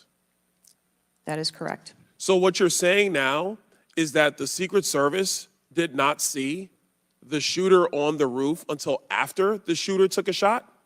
I do not have all of those details at this time. If you don't have those details after 9 days, Director, then what you're telling me is that you guys didn't see it. Is that correct? I am telling you I don't have all the details of the sequence at this time. Director, it's been 9 days. Either you have the information or you do not. Is that correct? They saw him. We are still in the process of conducting interviews and an investigation. Some of my colleagues have texted me over the last couple days, bipartisan, about whether you should lose your job. And I've been quiet on that question because I wanted to see what you were going to do today. In my opinion, you do need to be fired immediately. And it is because this is gross incompetence. Yeah, it's not just gross And the incompetence. fact that it's been 9 days, and these are simple questions to answer. I'm quite sure if I asked any one of my kids if they got in trouble and I told them to give me the details, I would get more answers from them than I'm getting from you right now. Well. And that's what's frustrating on a bipartisan basis, on a nonpartisan basis. This is a joke. And Director, you're in charge. And that's why you need to go. Mr. Chairman, I yield back. Thank you, Byron Donalds. Well done, sir. And he's not alone. Even AOC is upset about this, which makes me wonder what the hell is going on with the Democrats. I don't know if something happened. They're a little nervous. Joe Biden's not in the race anymore. What's going on?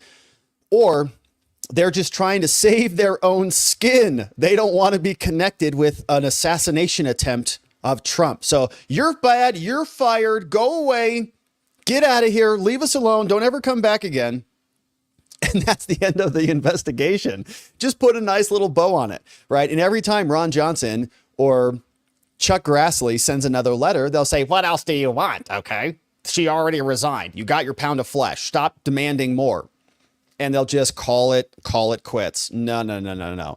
Not so fast, okay? This was an assassination attempt that was enabled by the Secret Service and the rest of the deep state. Joe Biden just resigned from the 2024 election, maybe because they were unsuccessful, right? There's a lot more going on here.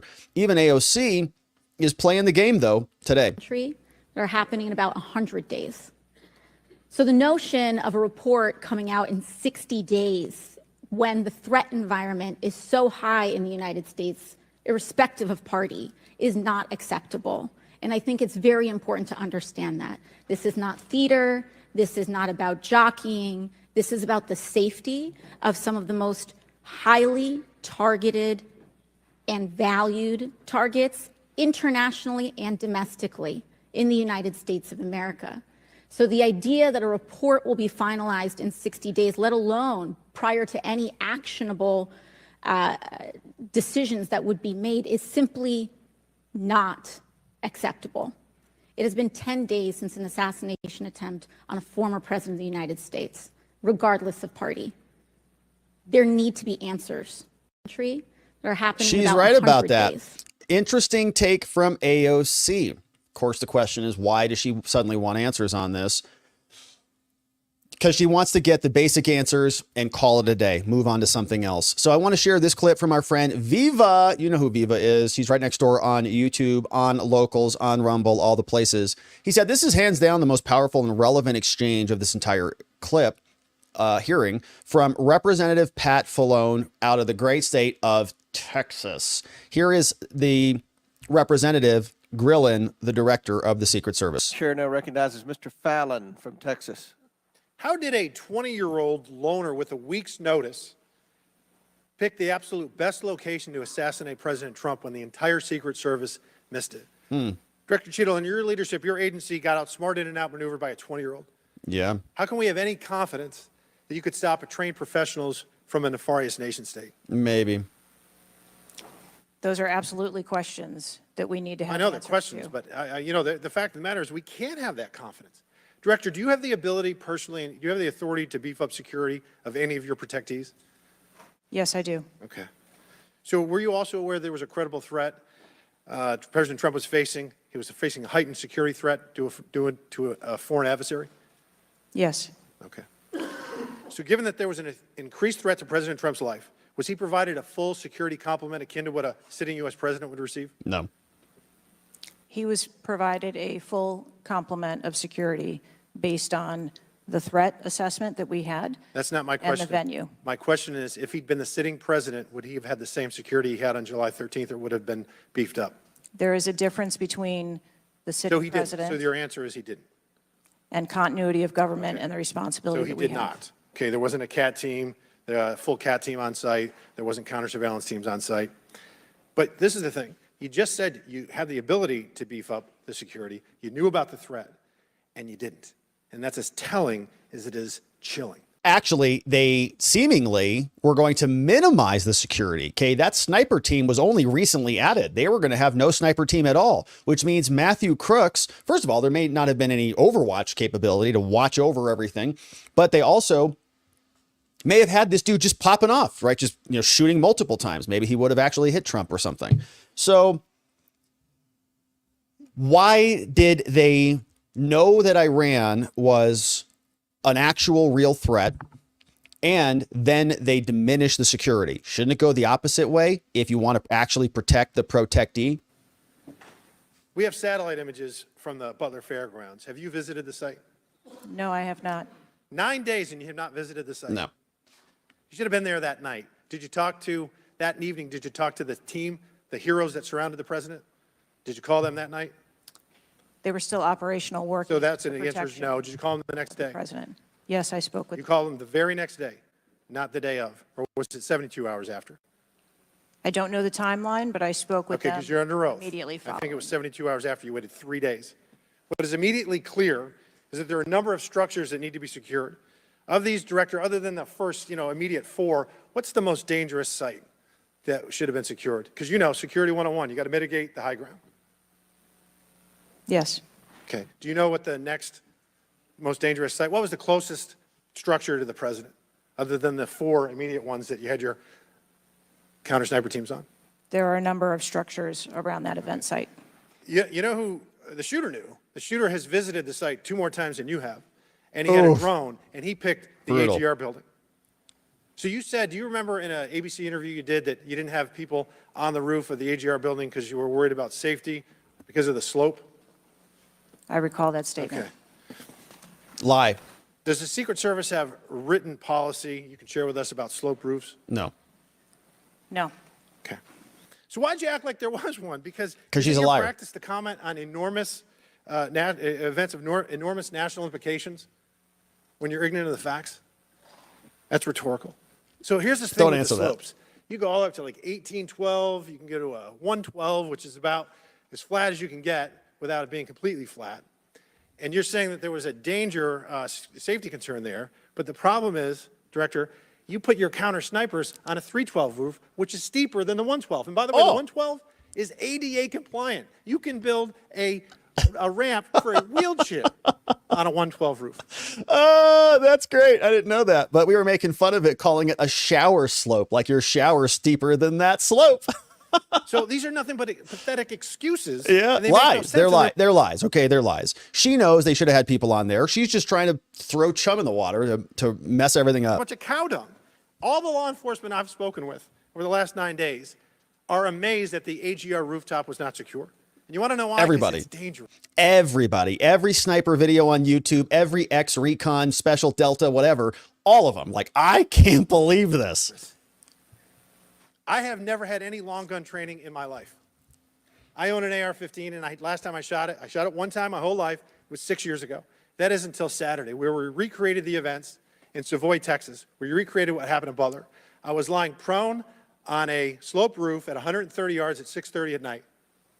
And I knew that he had a scope. I didn't know what kind, red dot or magnified. So I shot 8 rounds from both. You know what the result was? Hit it. 15 out of 16 kill shots. Yeah, And the one I totally. missed would have hit the president's ear. That's a 94% success rate. Yeah. And that shooter was a better shot than me. It was a It miracle. is a miracle President Yes. Trump wasn't killed. Corey Comparatore life is over because that damn shooter made it on the roof. And it wasn't the roof that was dangerous. It was the nut job on top of the roof. You know what else is dangerous? I believe your horrifying ineptitude and your lack of skilled leadership is a disgrace. Your obfuscating today is shameful. And you should be fired immediately and go back to Garden Doritos. Mr. Chairman, I yield back. Yeah. Go back and guard Doritos there, Kim. You need to go. So, interesting clip there. She obviously, I think, is eating those words. This sloped roof is becoming a meme at this point. And even guys like Ro Khanna are saying it's time for Cheatle to go. This was a good exchange. And it's interesting when all the Democrats are saying she needs to go. Why is that? You know, do you know what Stuart Knight did when he was in charge at the time of the Secret Service? Do you know what he did afterwards? He remained on duty. He resigned.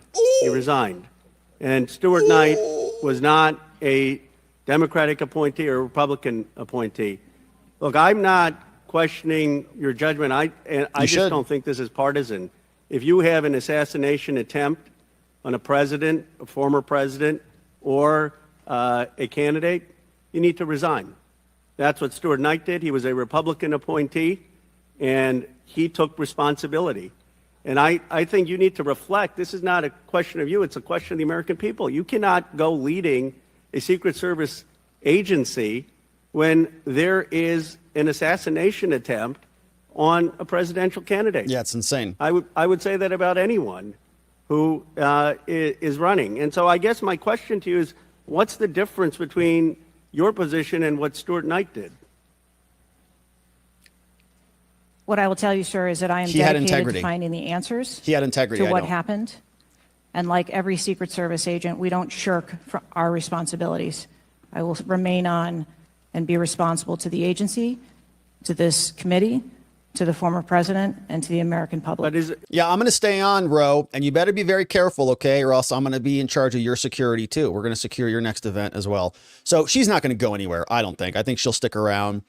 And that's as long as the people in power are going to continue to cover for her. Now, we also have a changing of the guard happening right now. So we have essentially de facto President Kamala, because Joe Biden had the presidency insurrected away from him by George Clooney and the Disney princesses, and they're in charge of the country. So they decided Joe needs to go. And she, Kimberly Cheatle, was in high esteem with Dr. Jill Biden. So if Dr. Jill Biden, who's also running the country, if she's gone, the protective force field around Kimberly Cheatle may start to evaporate. But I don't want this to be a situation where it's just a nice little investigation. It's all bundled up. Oh, we could do better next time. Lone shooter, no details about his encrypted conversations or all the people in that chain, that pattern that showed volitional act after act after act after act after act that all culminated in a pattern of incompetence that led to Trump being shot and Corey being killed. So there should be real answers here, not this kind of fake political patty cake inquisition. And the Democrats asking her to resign and leave, I think, is their way of just showing her the door. It's an unwanted dinner guest. Don't come back. but we'll just kind of forget about it and move on. Not going to do that here. This was an assassination attempt, and this was very close, millimeters away from it being successful and causing who knows what type of damage throughout the country. Thank God it didn't happen. It was a miracle. No thanks to her. And if she's not held accountable for it, there will be a likelihood of this happening again, God forbid. So we're going to be here continuing to cover this, my friends. Thank you for subscribing wherever it is you're watching this. Thanks for joining us. We go live 5 days a week here. We're going to be covering this and much more. The documents are flying here. I have record requests coming out of our earballs here. And so we're going to be very excited to go through those with you. And we'd love it if you joined us as we did. Thanks for subscribing. Thanks for inviting someone you know or love to come over here and check out our channel. And we'll see you back here on the next one. But now, my friends, it's time to hear from you. We covered some good ground today. 3 good segments, lots of updates on the assassination. Preliminary findings from Ron Johnson. If you missed it at the start, go back and check that out. Very nice report from the senator.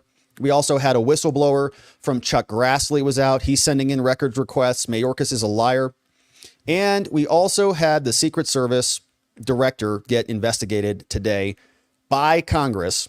And we got very little answers from her, but it's a good start.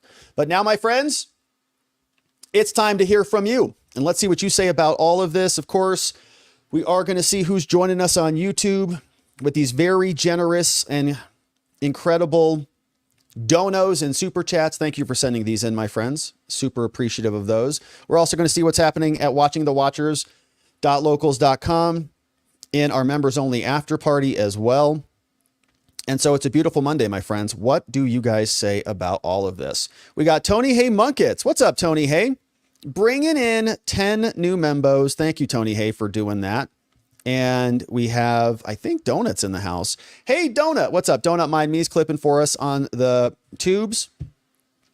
Tony Hayes bringing in Katania Nana's in the house. Melissa M. Smirks in the house. That guy's here. Rusty Banks, Saffon, Nicole Bama Princess, Lenny Malley, Robert Tucker, and Sassy Tech. All gifted membos, courtesy of Tony Hay Munkets. Thank you, Tony Hay. And welcome aboard, new membos. New membos.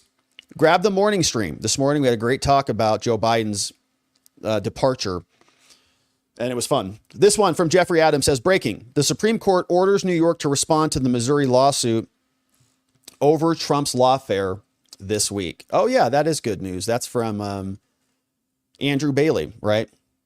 Yeah, that's going to be a good one. I don't know that it's going to go anywhere, but at least we'll see some filings. Jeffrey says, mobile data reveals someone who regularly visited Thomas Crooks's home and worked also visited a building in Washington, D.C. near the FBI office. And that came over from the Oversight Project. So look them up on X. They had a great thread on that. Maybe we'll talk about that tomorrow.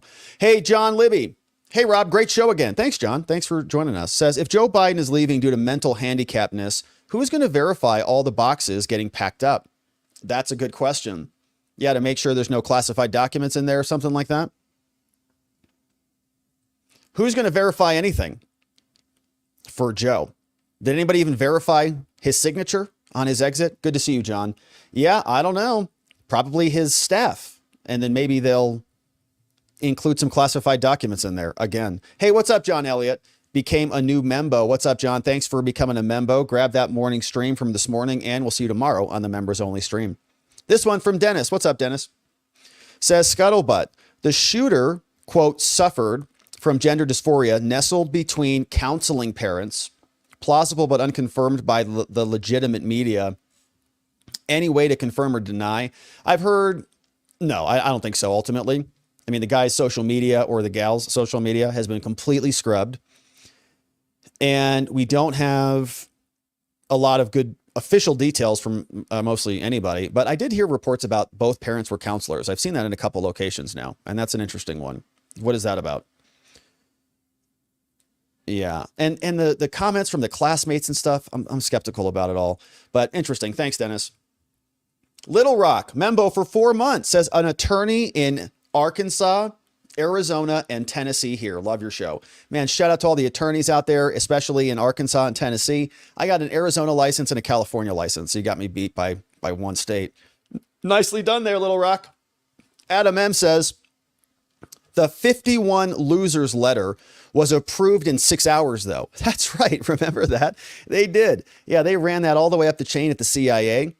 That was totally rigged by the CIA. CIA paid for it through contracting. They created a location where the people could work, so they had office space, and then they approved it as well through their little publication editorial process. So the CIA rigged 2020. That's clean as day. Those three things absolutely happened. Tony Hay Munkets. 15 months as a membo, that's a year and then some, almost 2 full babies, says, I got my Jeep AC fixed on Saturday, praise the Lord. K Bean got me missing my bird, my best friend. We listened to music together. He loved Iron Maiden. Well, your bird, may he rest in peace, had a very good taste in music. And glad you got the AC fixed, man. It's hot out there. What's up, K Bean, as well? Hey, Fred Pedamonte says Crooks, that's the perfect name for Democrats and their assassin. Yeah, Crooks and Cheatle. So Crooks and Cheatle responsible for almost taking out Trump. Object Class Keeter says this keeps getting more and more damning. Membo for 10 months from Object Class Keeter every day. It's going to get worse. And the lies, look, I can understand a mistake. I can understand negligence, screwing up. When you lie on top of that, it takes it to a whole nother level. And now it turns from innocent into maliciousness. This one from Genius by Birth says the Cheatle surname translates to kettle, but I'd be more inclined to believe cauldron. Simmering with dishonesty and corruption, just bubbling around. Cheatle. She kind of does have she would do well with a cauldron. Like, honestly, if you gave her one of those black pointy hats and a broom on Halloween, you'd be like, oh yeah, nailed it, right? Absolutely nailed it. Give her a cauldron, and you can sell that all day. Art, what's up, Art Pollard? Says, my bet is they run Kamala until the convention. They claim she didn't move the needle. Then they replace her with Hillary or a white guy. Woo! They appease the African-American voters, sideline Kamala, and they get who they want. Well, I don't think that would appease the African-American voters, wouldn't? I think we've already seen this from people like Sunny Hostin on The View. She said specifically, if they jump over Kamala, man, those black females out there, woo, baby. And they're going to be not happy about that. That's what she said. You know, I don't know specifically. But so how can they do that? I think they'd alienate a whole portion of their base. I think that maybe it's an interesting bet. I think the only person who really solves for that problem is Michelle Obama. You know, because they just treat people like trading cards. Like the person doesn't matter. It's just black female. That's what matters. So if they can just substitute in black female for black female, white puppet for white puppet, whatever, they'll do that. They don't really care about the person. They're just little, Democrats. Thanks, Art. This one from Tony Hay. Tony Hay is bringing in 10 more membos. Thank you, Tony, for these. Bringing in Andrea A., April M. We got Corey C., James Booth, and Sergeant Friday all in the house, along with Liza Jean Williams, Molly Rainmaker, Deborah C., and Tracy T., gifted membos, courtesy of Tony Hay Munkets. Hey, what's up, Stan? Says, so the ATF has facial recognition, huh? Certainly seems like it. David says, I Am John Hoover has the only true explanation on X and YouTube. What really happened with Dark Horse. From I Am John Hoover. Sounds like a great recommendation. Thank you, David. Thanks for the dono and the shout out on that one. This one from Tony Hay Munkets is bringing in 5 more membos. We got hippies here. Great success. Very British. Clyde Dowdy and Kim Smith in the house, courtesy of Tony Hay Munkets. Thank you, Tony. We got Will H. Membo for 4 months says, imagine knowing this kid did better recon than the Secret Service. And Kimberly Cheatle's like, well, I'm going to investigate this and get to the bottom of it. I think she's staying around so that she can continue to cover up the crime. Can't leave yet. Job's not done. What's up, Sheila P. bringing in 10 membos. We got Blah is in the house. Toenail Herbin, Lou Landry, Lana, Angry Viking Veteran, Mr. E, Going Insane, David H, Michael B, and Christian P. Gifted membos, courtesy of Sheila P. Thank you, Sheila, for bringing in 10 new membos. And 10 membos, we'll see you in the morning on our members only stream. John Libby says, it sure looks like Director Cheeto's fingers are dirty. Little incompetency there. What's up? Hazel is bringing in new members. Hazel brought in George A. from Southeast Michigan. What's up, George A. from Southeast Michigan? We got Darlene Archambault. We got RKA, Tree Climber, and Will Pulera, gifted members courtesy of Hazel. Hazel is also bringing in Gloria B., another new member coming in. Glenn Croy. Gosh, we got so many new members, man. I love seeing new friends. We got Glenn Croy is bringing in JC, G. Ricketson, USA The Best. We have AMC Kingdom, MCC, James Smith, Salty Army, Ben Dover's in the house, Philip Smith, me, ? And Danielle. Gifted members, courtesy of our friend Glenn Croy. Glenn Croy is also here. Says, Mullet Mob, salty berserkers love watching the watchers. Well, we love our mullet mob, salty berserkers right back. We love you back. Hey, Patriot Rob says, is Joe Biden alive or dead? No, literally has our executive branch been taken over. There's weird stuff going on right now. Nobody's seen Joe. His signature looks weird. It might be dementia signature. They didn't take a photo. His weekly schedule looks bad. A bunch of people are flying over to Delaware right now. Strange times. John Libby says, what is the shortest SS in the front on purpose? What is the shortest S in the front on purpose? Don't know what you're going at that one on, John, but maybe it'll come to me. I'll keep working on it. BZ says, hey, Rob, check out the video of Biden calling into Harris HQ. At one point, she says, Joe, I know you're still on the call. The string pullers are desperate this election. That scares me. You think she was going to say, I know you're still on the recording? On the call? It was like a fake phone call? Yeah. Wild. What's the difference? He's been a fake president for 3.5 years. John Libby says, hey, Rob, think about this. Director Cheeto's beach chair sitting out getting her suntan. She's probably drinking her mojito at a steeper angle than a guy on a roof shooting a rifle. That's probably true.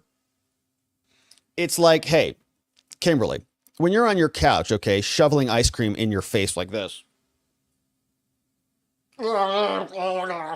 you're probably at like, at least 45. Like this. So what's your problem? Anyways, yeah, you're right. The Secret Service should be able to figure it out. Tony Hay says they lie all the time, and then they come up with a new lie. And we forget about the last lie. It just goes on. Trump needs to go after all of them this time, or this will never end.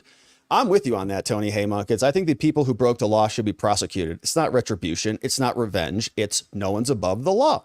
This one from Esther. What's up, Esther? Says Cheatle gets a participation certificate. Yeah, she'll probably, get a consulting job as a security consultant for some big Democratic organization and ride off into the sunset with Joe. Mountain Goddess says, Rob, how come no one ever brings up the 2 fake DHS agents that were given gifts to Secret Service and Jill's detail that were infiltrated in 2022?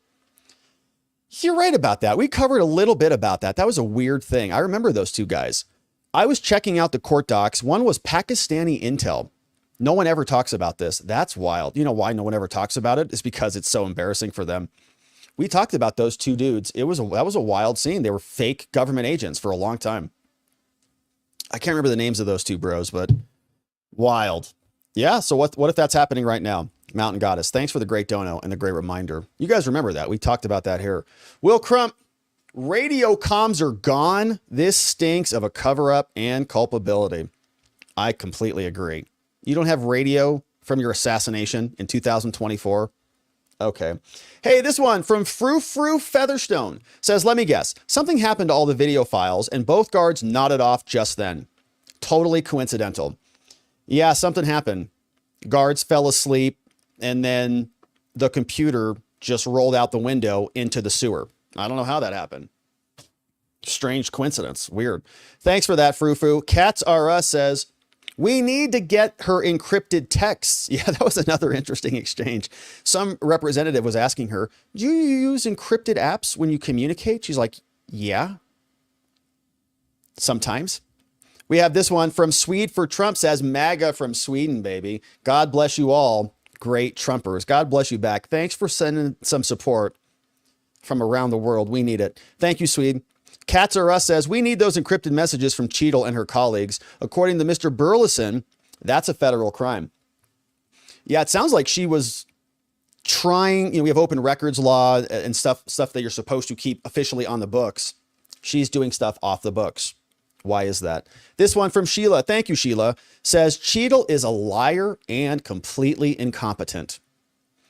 And very assured of herself, not going anywhere. Going to get to the bottom of this, and it's not going to happen again. We're sure. Bruce Wayne says, saw a grasshopper on a roof yesterday. Wow. You didn't even have any glasses on. Bruce, the Secret Service needs you, okay? Because they can't see anything. And they don't know anything about roofs, apparently.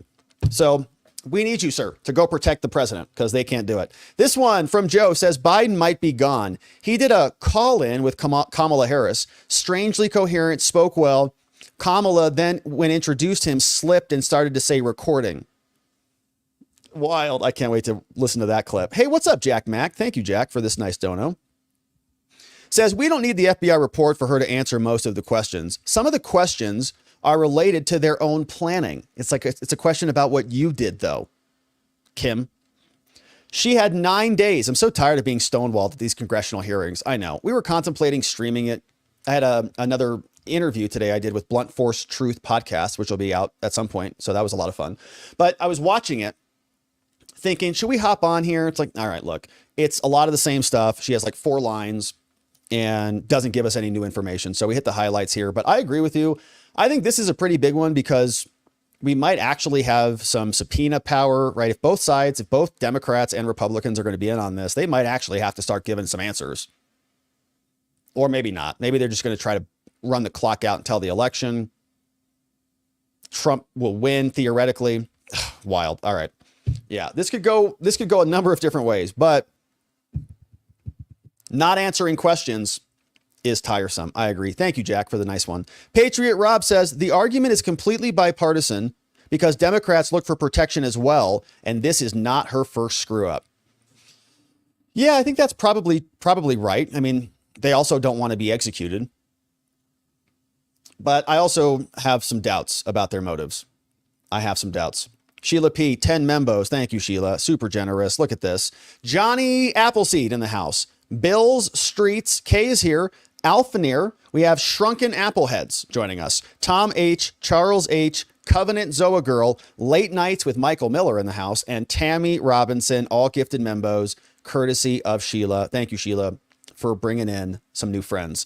Mr. E, 15 months as a membo, says he resigned 8 months later. Okay, so the other Secret Service person, 8 months later, he resigned. So he finished the investigations. So maybe she was kind of right. Like, okay, he finished the investigations and then resigned. And then he said he resigned. So maybe both are kind of right. Sheila P says the Dems want her fired so she can't release who else was involved. Yeah, she's just the nice bundled exit plan. Put everything, just like they did with Joe. It's a scapegoat. You attach everything to this horrendous person and then throw him over the bridge politically.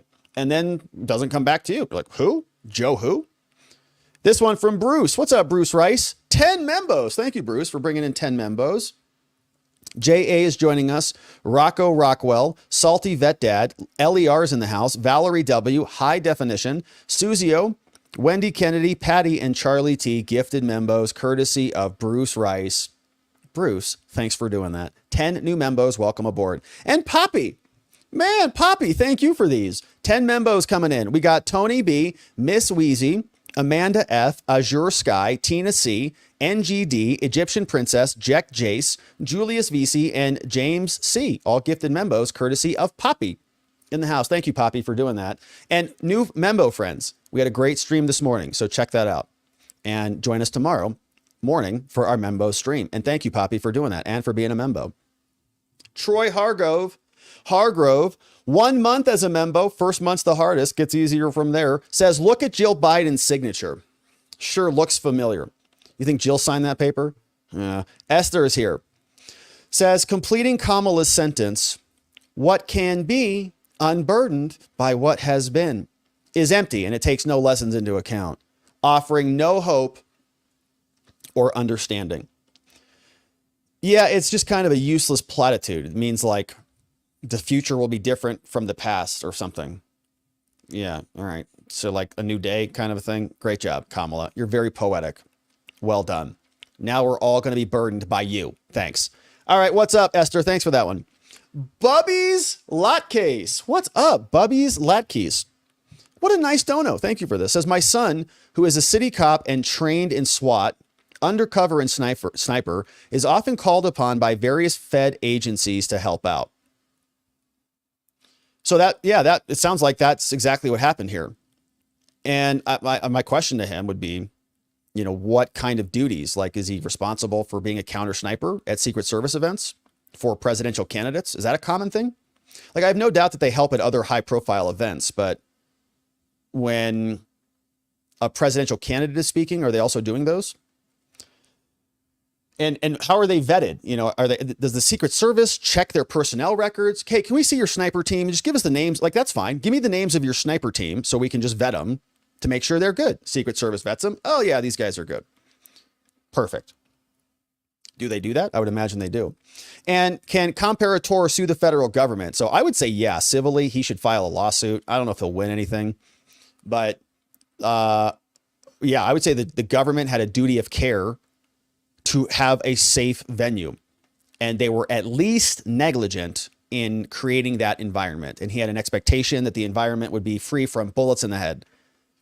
And due to their incompetence, not an accident, it's not a random school shooting, the Secret Service had a duty to protect the place. He had a reasonable expectation of safety and got shot and killed. So I think he can make a claim.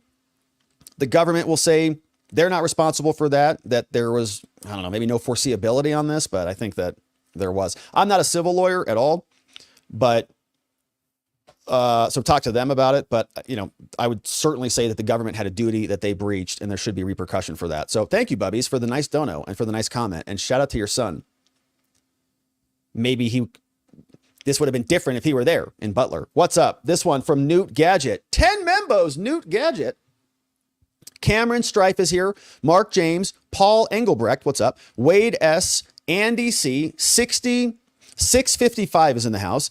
Damning Beaver with 2 M's says Jeffrey Jordan, JM Sparger, and Last of Yahoos gifted membos courtesy of Newt Gadget in the house. Thank you, Newt.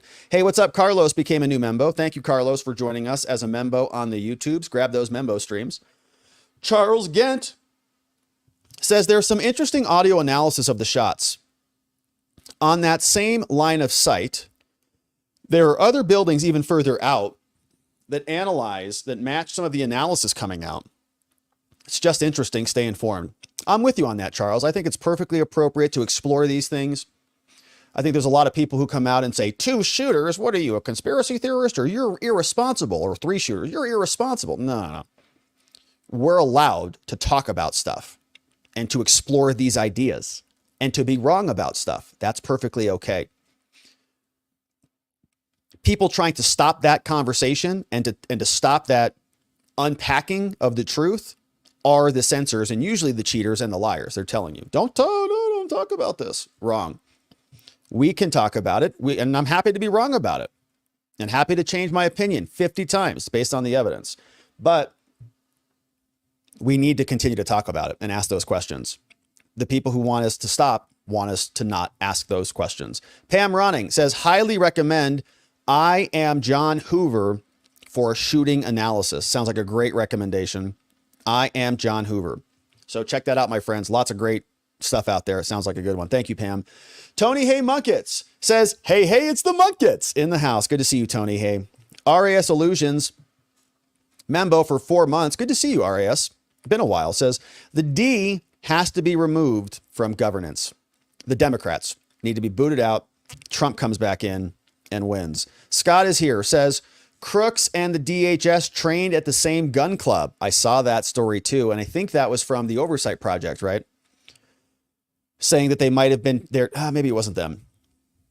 I don't know where I saw that, but yeah, I did see that. And did they ever talk? Did Homeland ever come in and have a conversation with him? Zinc Orby says we need an American glasnost bill. Too much ongoing investigation. The Glasnost bill, Soviet policy of open discussions, instituted by Mikhail Gorbachev. And I don't know much about that concept, Glasnost. It's the Soviet policy of open discussion instituted by Mikhail Gorbachev in the late 1980s. Ultimately, fundamental changes occurred. Yeah, interesting comment there, Zink. Thanks for that. Rick is here. How does facial recognition work if a person didn't have a record or is ever arrested? Well, you'll still have photos of yourself. So, for example, your MVD photo, your DMV photo, there are big databases there. You got to update those. In Arizona, it's every year or every 10 years. So you'll have photos for that. If you go get a passport, right, you're going to have a photo log somewhere. So your photos all over the place. And I'm sure ATF also has scraped, mega databases, Facebook and LinkedIn and all these things. So they've got huge databases. So they'll just see who you are, and not necessarily to match it with a mugshot, but just any other photo. Patriot Rob is in the house. And thank you for that, Rick. Says, where was Hillary? Good question. Yeah, she might have been on the water tower. Some people wonder. This one from Joe. Biden canceled his meeting with Netanyahu after he arrived in the U.S. This is already crazy. It's about to get worse. Check out the Fourth Turning PBD podcast. Yeah, the Fourth Turning is a good book where they talk about the rise and fall of societies, sort of the cycle of societies. And we're in the fourth turning right now. Things can get messy. This one from Tony Hay says Trump got 75 million legitimate votes, not popular votes. 75 million legitimate votes from Tony Hay. Joe says, this news cycle is like drinking from a fire hose. It just doesn't stop. I've been paying a lot of attention and I can't keep up. Definitely not boring. No doubt about it. We can't keep up. It's crazy. And it's like a new story happening every day. And it's going to continue to get crazier as this goes forward. Patriot Rob says, why is Congress not trying to make laws preventing these agencies from investigating themselves and using plausible deniability to not answer the questions? It's a good question. I think there's a lot of different investigations happening. So generally, yeah, they investigate themselves. They find they did nothing wrong. But we have the Office of Inspector Generals and Congress is looking into it. So maybe we'll get some accountability here. I'm not sure. Jay Water says, missed today's live, but I'll rewatch. Fire ABC, the news company. This one from Rick, 50 membos. Oh my gosh, Rick, you are just amazing. Let's see who these people are. Rick brought in 50 membos. And Troy Hargrove in the house says, I think Jill has been signing Biden's paperwork for at least the last year. At least the last year. Yeah, that could be true. That is what may or may not have been happening here. We don't know. And okay, so my friends, wow, amazing. So 50 membos have come in from Rick in the house. And here are some of them. Steina in the house. Amanda's coming in. We got Simon, Rebecca, Monica, Stina Morgan, Bama Kristen, Brandon P, Sharon P, Rory M, gifted membos, all in the house, man. And there's 50 of them, which is just absolutely amazing. And so thanks for sending all of those in, my beautiful friends. And I don't know that I have the rest of them, but Rick, thanks for sending those in. So we had a bunch of membos in, my friends. If Rick 4962 brought you in, we'll send some love and shout outs to Rick. Thanks, Rick. Troy says, I think Jill's been signing for the last year. Relantel brought in 5 new membos. Thank you, Relantel, for doing that. And we also have Tony Haymunkets with this one, 75 million votes, and he is not popular. So we got just a ton of new membos in, and very grateful to everybody who supported us on the day and who brought in our newest of membos. Just amazing. And we're not done yet. We also want to thank our locals friends. So on locals, this is our members only community over there. And we have some amazing friends Let's see what's happening over here, over on locals. Larry says, you all remember when North Korea's leader, Kim, came to the U.S. and his protection detail ran beside his vehicle for miles? I wonder. From Larry over on locals. Lady Ice says, I have a timeline, but it doesn't have the time. Whoa, this is weird. Sergeant says, it looks like Kamala has 50% of the delegate vote needed to secure the nomination. While I'm sad that Joe is no longer running, I have a foolproof VP pick for Kamala. Fannie Willis, baby. The debates would be amazing. Well, she is the biggest Fannie in Georgia. Georgia is a pretty important state, and Fannie has done nothing wrong, and her odor of mendacity is not even that stinky. Kamala might like it, in fact, because Kamala has a very similar story. Well, Fannie was getting Nathan's hot dog on, and Kamala was getting Willie's hot dog on, having a big Willie fest over there. So it's the same story. I think they'd be great together. Probably have some good campaign slogans. Lady Ice says, here's my theory. They tell Joe he's got COVID. They give him tranks. They let him sleep. He's hallucinating in a feverish state. In the meantime, they resign from the campaign for him, transfer all the money, non-official letter, not even on letterhead. Maybe they're blackmailing him.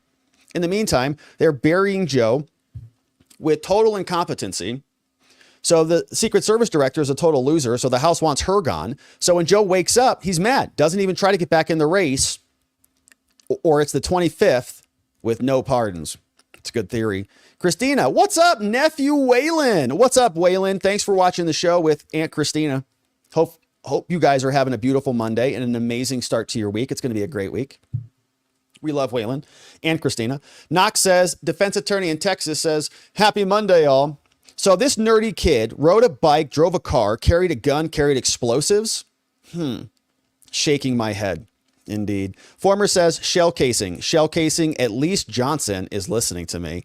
How many shell casings were on the roof? We still don't know. Knox says, I would love to have these agents on cross. Usually I have to deal with law enforcement who at least kind of know what they're doing. Yeah, it would be a lot of fun to have you ever stood on a slope before? Just have like 20 questions about slopes. Is this slope too much for you? How about this slope? How about this slope? All right. Former says, what did the staffing at the two other rallies look like? Were the other rallies staffed with more Secret Service than the Trump rally? What was the priority for the Trump rally versus the other two? It appears the staffing was reduced for Trump. Knox says, Jill was at an indoor event with tickets capped at 200. Yeah, I had a story on that I didn't read today. But yeah, it was very small. Some Italian community. She spoke for like 5 minutes. It was not even a thing. Jack Mack says, I'm tired of the lies. Ridiculous that we learn more from social media than from congressional hearings and from the local police. I mean, shout out to the local police who are defending themselves against the Secret Service's finger pointings. Good to see you, Jack. Thanks for that dono on locals. Knox says, the office got a thank you card and honor roll certificate from Trump. Republican presidential honor roll confirmation enclosed. Libra law in Texas. What an honor. Amazing. From the president himself, Knox. Amazing work. Tobo says Josh Hawley found a whistleblower too. Yeah, interesting. About the slopes. We'll probably come back on that one tomorrow. Lady I says, look what I found at the local thrift store. Trump, the game. Trump, the game. Good find. Says, if people died, clearly there were not sufficient numbers. Says, if you're in charge of someone's protections, you do a security assessment. Would you not be making a recommendation of how many agents you need? So if the protectee does not request sufficient numbers, wouldn't you tell them you need more, or tell them you can't go out, or this venue is not secure? So ultimately, it's on you to provide both protections and recommendations. Says, suspicious isn't a threat until they shoot according to this chick. And buildings are too steep, and your timeline had no times. My brain hurts. A lot of problems over there. Knox says, they do ask for money, but I like the card. Makes a nice screenshot. It is nice, yeah. And you're contributing. It's a nice shot. Lady Ice says, she explains at one point that Dr. Jill was deemed a higher threat due to the venue, even though it was 10x smaller, indoors with inherent screening in place, limited crowd, invited people not open to the public versus Trump's rally outdoors, open carry state. Jill had 12 assets while Trump only had 3. Bodie says, Maybe someone with more experience can help me with this, but at 160 yards, wouldn't the shooter have to hold under his scope? I think it's odd that a 20-year-old knew how to do that. Yeah, interesting. I'm not sure. I think he had some experience. I think he had some gun training and some other experience. Glocky says, she admitted to using encrypted apps to communicate on government phones. She definitely did say that today. And we're looking for some follow-up on that one. Absolutely. This one came in. Hey, we had some other ones in the house from Glocky. And hey, Boopsy, thank you for that one. Oh, man, we had a bunch of donos. We have NY says, if Mayorkas and Cheatle remain, yeah, NY says, if Mayorkas and Cheatle remain, I don't know what it would take to get a security person fired. Mayorkas is responsible for our country's security. Please, RNC, bring on the political ads. Rob, would you post the mind map link in here for this evening's live session? Sure, happy to do that. In fact, I'll do that right now. The mind map is linked in, I'll show you where this is currently. But if you go all the way down, this is the July mind map right here. I link it in this note. And I will also link the assassination mind map right here as well. So there you have it, Flash River. We got this one from Milo. Says, Cheatle would not say if the shooter was a lone shooter or had an accomplice. Cheatle would not say how many shell casings were found on the roof. And here for YouTube friends, if you want the assassination mind map, there it is as well. We had this from Milo. Yeah, you're right. We don't know how many shell casings were on the roof. She didn't answer any of that. What's up, Boopsy? He says, excellent work, Rob. Thanks so much. Thank you, Boopsy. Thanks for saying that. Today was a lot. There was some good stuff today. Lady Ice says, I know it's suspicious that they're all on board with her incompetence, but all things considered, this was so blatantly set up on some level, they have to come out like it's an outrage or they will look complicit. So as much as it pained them, they needed to seem concerned. Glocky says, I don't think Joe is long for this. It says, Kamala is literally, Glocky says, me watching the left. And Ryan says, hey, Rob, I just read an article that using the same technological investigative technique that was used for 2000 Mules, which was geofencing, they were able to find out a person visited Crooks and the FBI in DC in multiple times. If true, we got to investigate it. Yeah, that was, I think, from the Oversight Project. And we might cover that one tomorrow. Free Borboleta in the house. Thank you for that. Says, I had problems tipping before, so here you go, Rob. Free Borboleta. Thank you for figuring it out and for sending it in. Thanks for the nice follow-up. Very generous of you. Dan says, the trees were in the way of the shots coming from the family sports center or the pizza shop. No line of sight there. And rub some dirt on it says, recall that they announced they had confirmed the shooter's identity with DNA. His DNA was all over the roof, but where did they get this reference sample? Who had him on file? I thought I heard they found his identity through the serial number of the gun, that the gun was traced back to Dad, and that's how they found him, but I could have missed that. Roadless says the ABCs means the three-letter agencies, fire the upper levels, FBI, CIA, DHS, etc. Good stuff from Roadless Wolf. All right, and so my friends, and we're going to go back over to locals here. We have a few minutes, and we're going to hang out and debrief over there on locals. I saw Rick, another 50 membos, Rick. Oh my goodness, Rick. We got Tyler, Trav Light, Top Gun, Gerald Rogers, Denny Bacon. We have R. Brugman in the house. Jackie P got gifted a membo. Doug B, Jeff Cheney. What's up, Matros in the house? You guys are just the most generous. Thank you so much for this. Rick, look at all these people coming in, all these new membos. Lindy Lady, Linden Lady, Jill Kraft, Finlay, Big Juan in the house, Anonymous, Dan, Usher, and many others, courtesy of Rick. Thank you, Rick. Rick said this. Says, passing kindness on for helping the other YouTuber guy get several thousand followers. Your channel and respect to you and your fam here. Rick, oh, that's so nice of you, man. I got to tell you, that was absolutely our pleasure. That was an extremely fun thing that we got to do. It was awesome. I had a ton of fun doing that. So we love Joe. Good logic. Joe Neerman. He does amazing work. Rick, thanks for that. Very generous of you. We appreciate it. We love our membos. We have a great community here. So welcome aboard, new membos. And Rick, thanks for doing that. Rick, we also had Tony Hay says, I was sarcastic. Young Turk said Trump wasn't popular. And Joe says, you've been crushing it, brother. Congratulations. Thank you for that, Joe. Thanks for joining us. We're just riding the wave, man, like everybody. Thanks for being here with us. And Jay Waters says ABCs is short for 3-letter agencies: FBI, DHS, and CIA. Newt Gadget says Newt Gingrich versus Newt Gadget. Deja vu. Is that like Newt Gingrich is Inspector Gadget? He says, like, go write a history book. Like, and the book just comes out of his head. Is that like Newt Gingrich? I think that's about right. Thanks, Rick, for that one.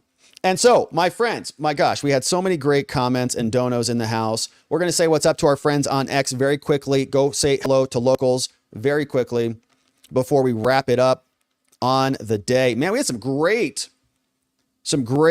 X numbers. Shout out to James Pepper, Fred Pedamonte's over there, Paul Knows in the house, the Patriot Hammer. Good to see you, American. TY's over on X. JC's over there. Some great comments. I said it's insane. They said, yes, it is. Miss Skeeter in the house. Good to see you, Miss Skeeter. Okay, so my friends, we're going to leave it there.